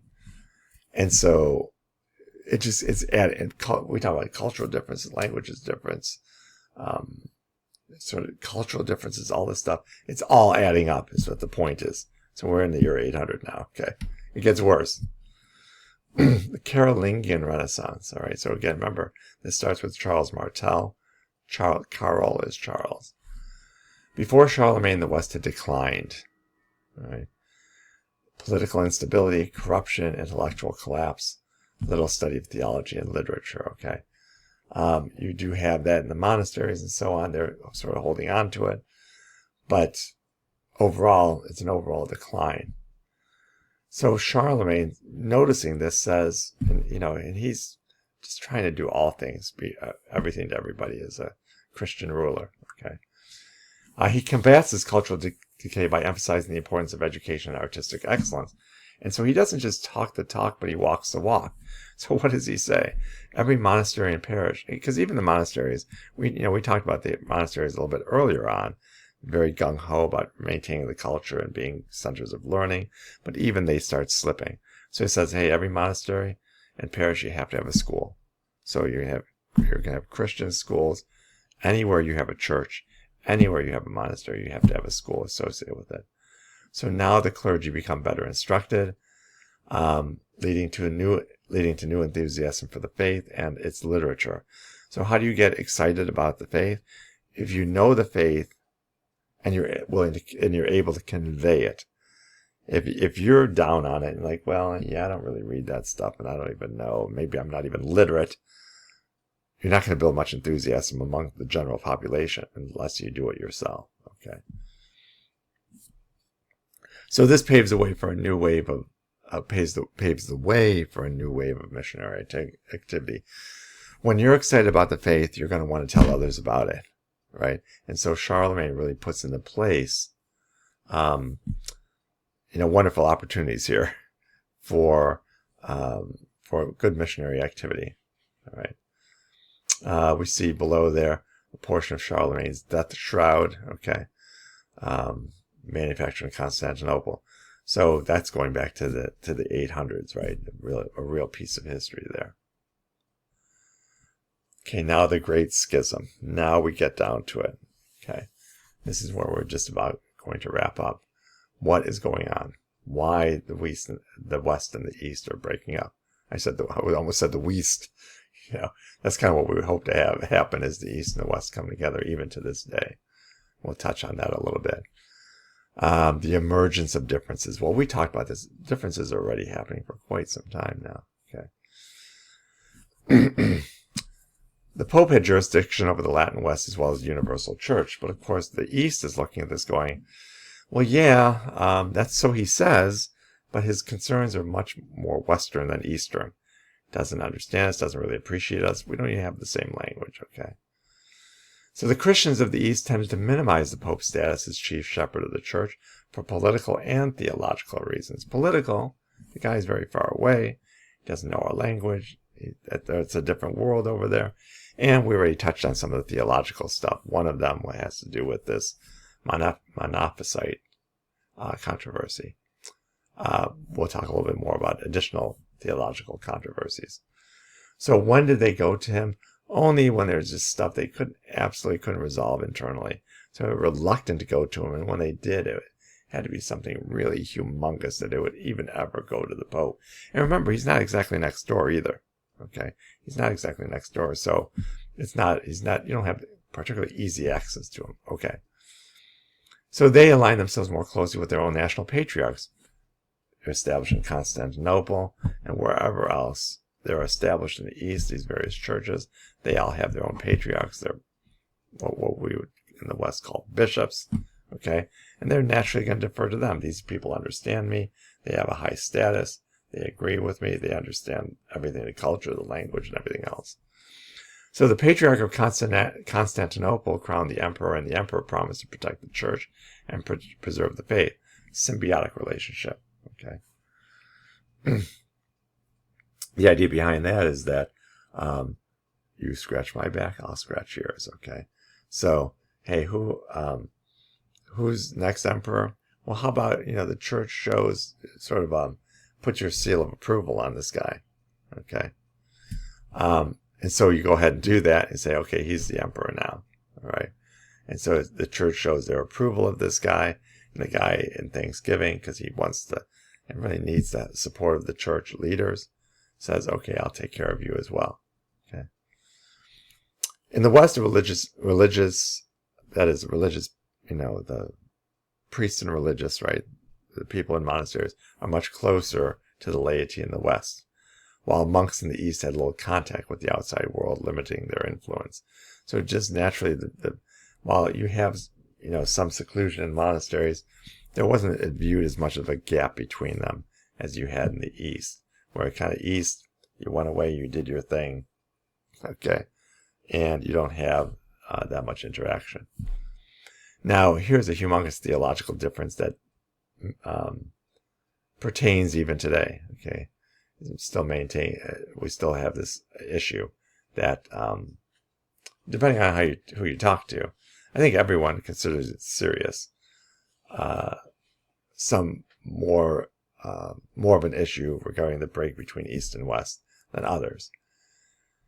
Going back to 589, so we're kind of jumping back a little bit. The Council of Toledo clarifies the creed to say that the Holy Spirit proceeds from the Father and the Son. Filioque means, filio, filii in Latin is son. Okay. So filioque means and the Son.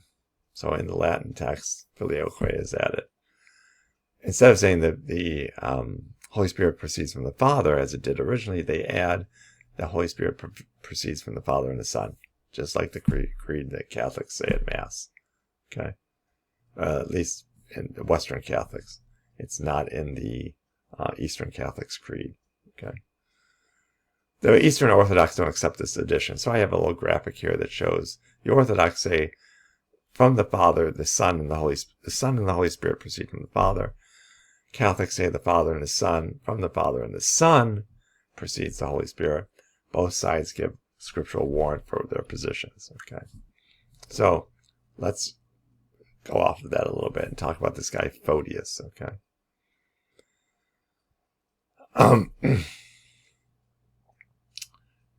there was a certain patriarch of Constantinople, okay, this very important See, S-E-E we call it, named Ignatius.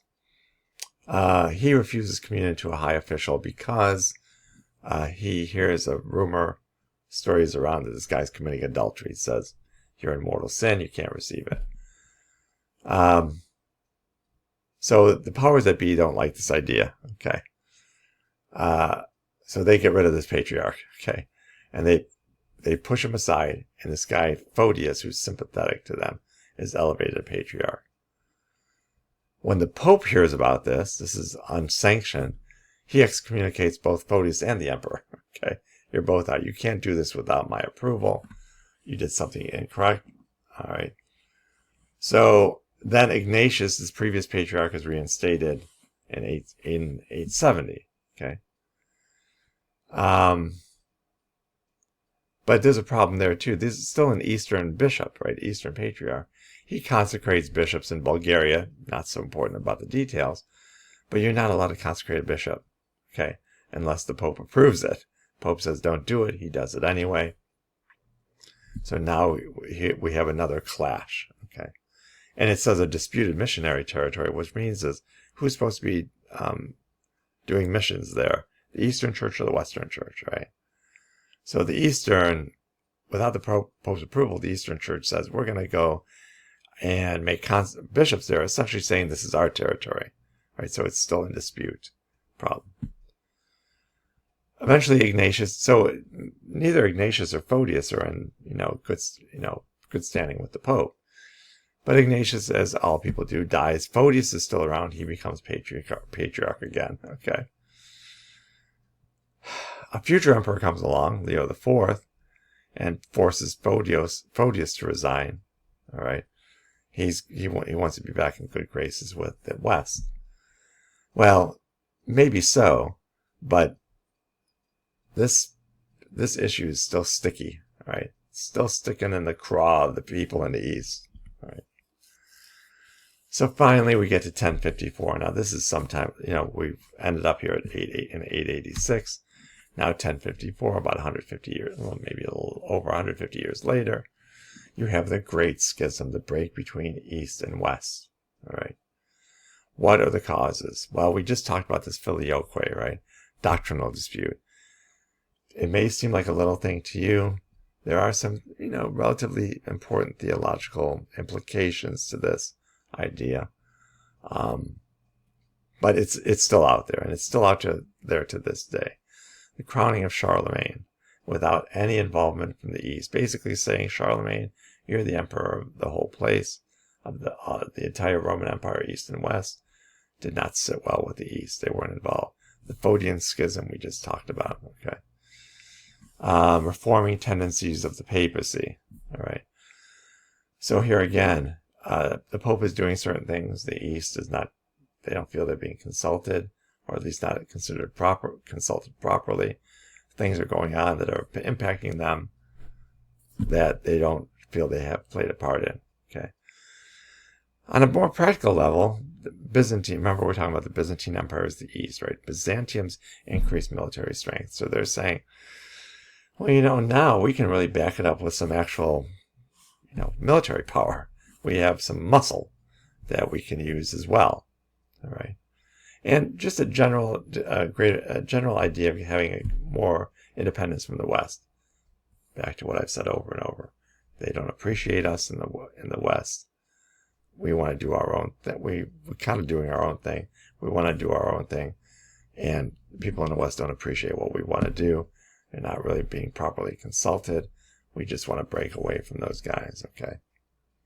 So along comes Patriarch of Constantinople named Michael Cerularius, okay?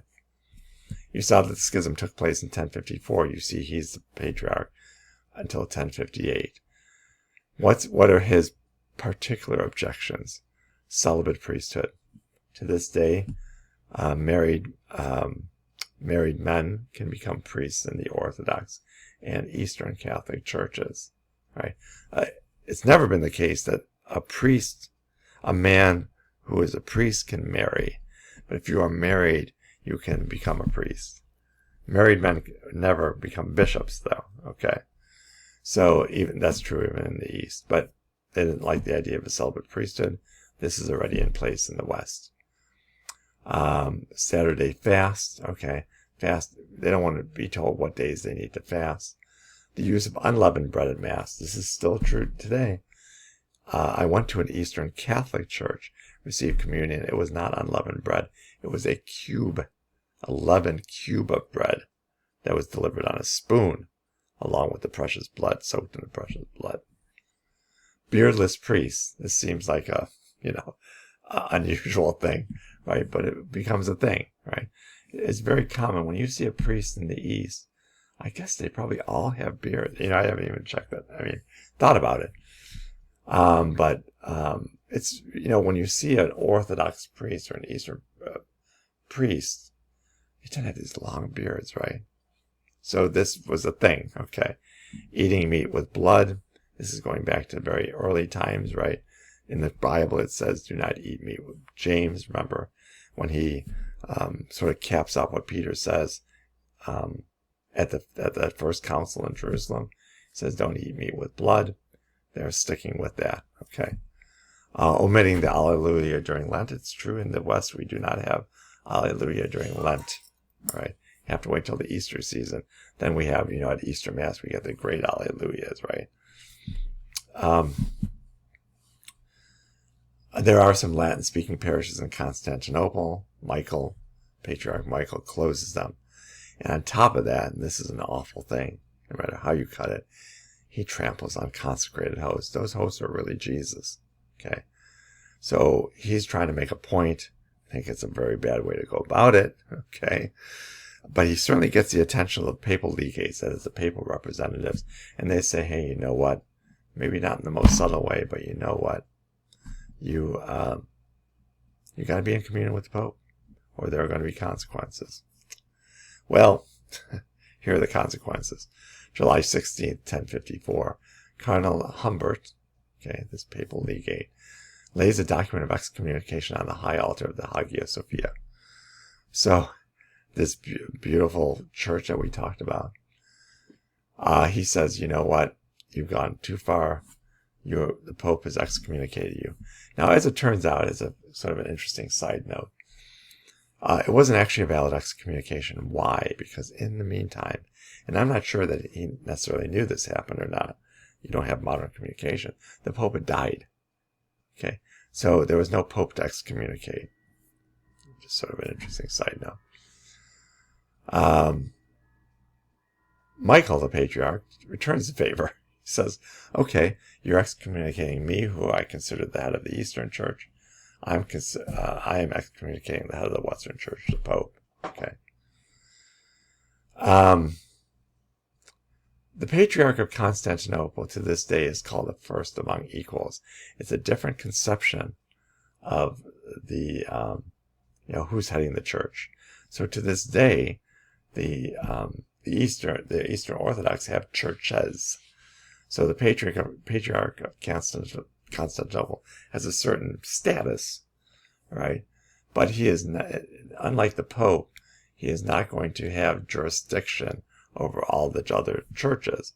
Otherwise, you wouldn't have churches, you'd have just a church. Okay.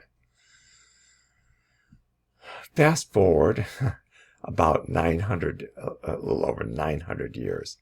The day before the end of the Second Vatican Council, Pope St. Paul VI, okay, and Patriarch Athenagoras of Constantinople, so this successor of Michael, 900 plus years, successor of him, participated in a show of reconciliation.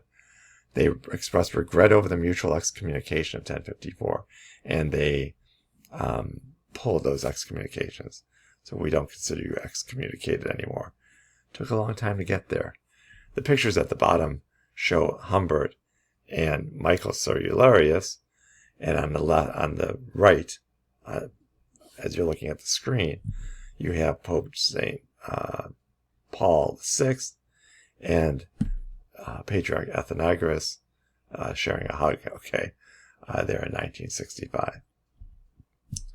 So to conclude, the Church survived barbarian invasions.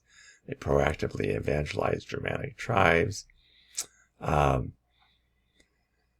We talked about over and over the way to do that, and to just in general to evangelize was through the monasteries. Monasteries are absolutely key to all of this. All the while, though, the East and West grow further apart. Distance, different cultural differences, language differences, over time theological differences, ultimately lead to this great schism of 1054.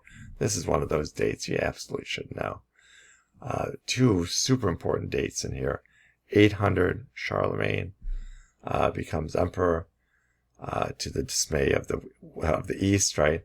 1054, the split between Catholics and Orthodox.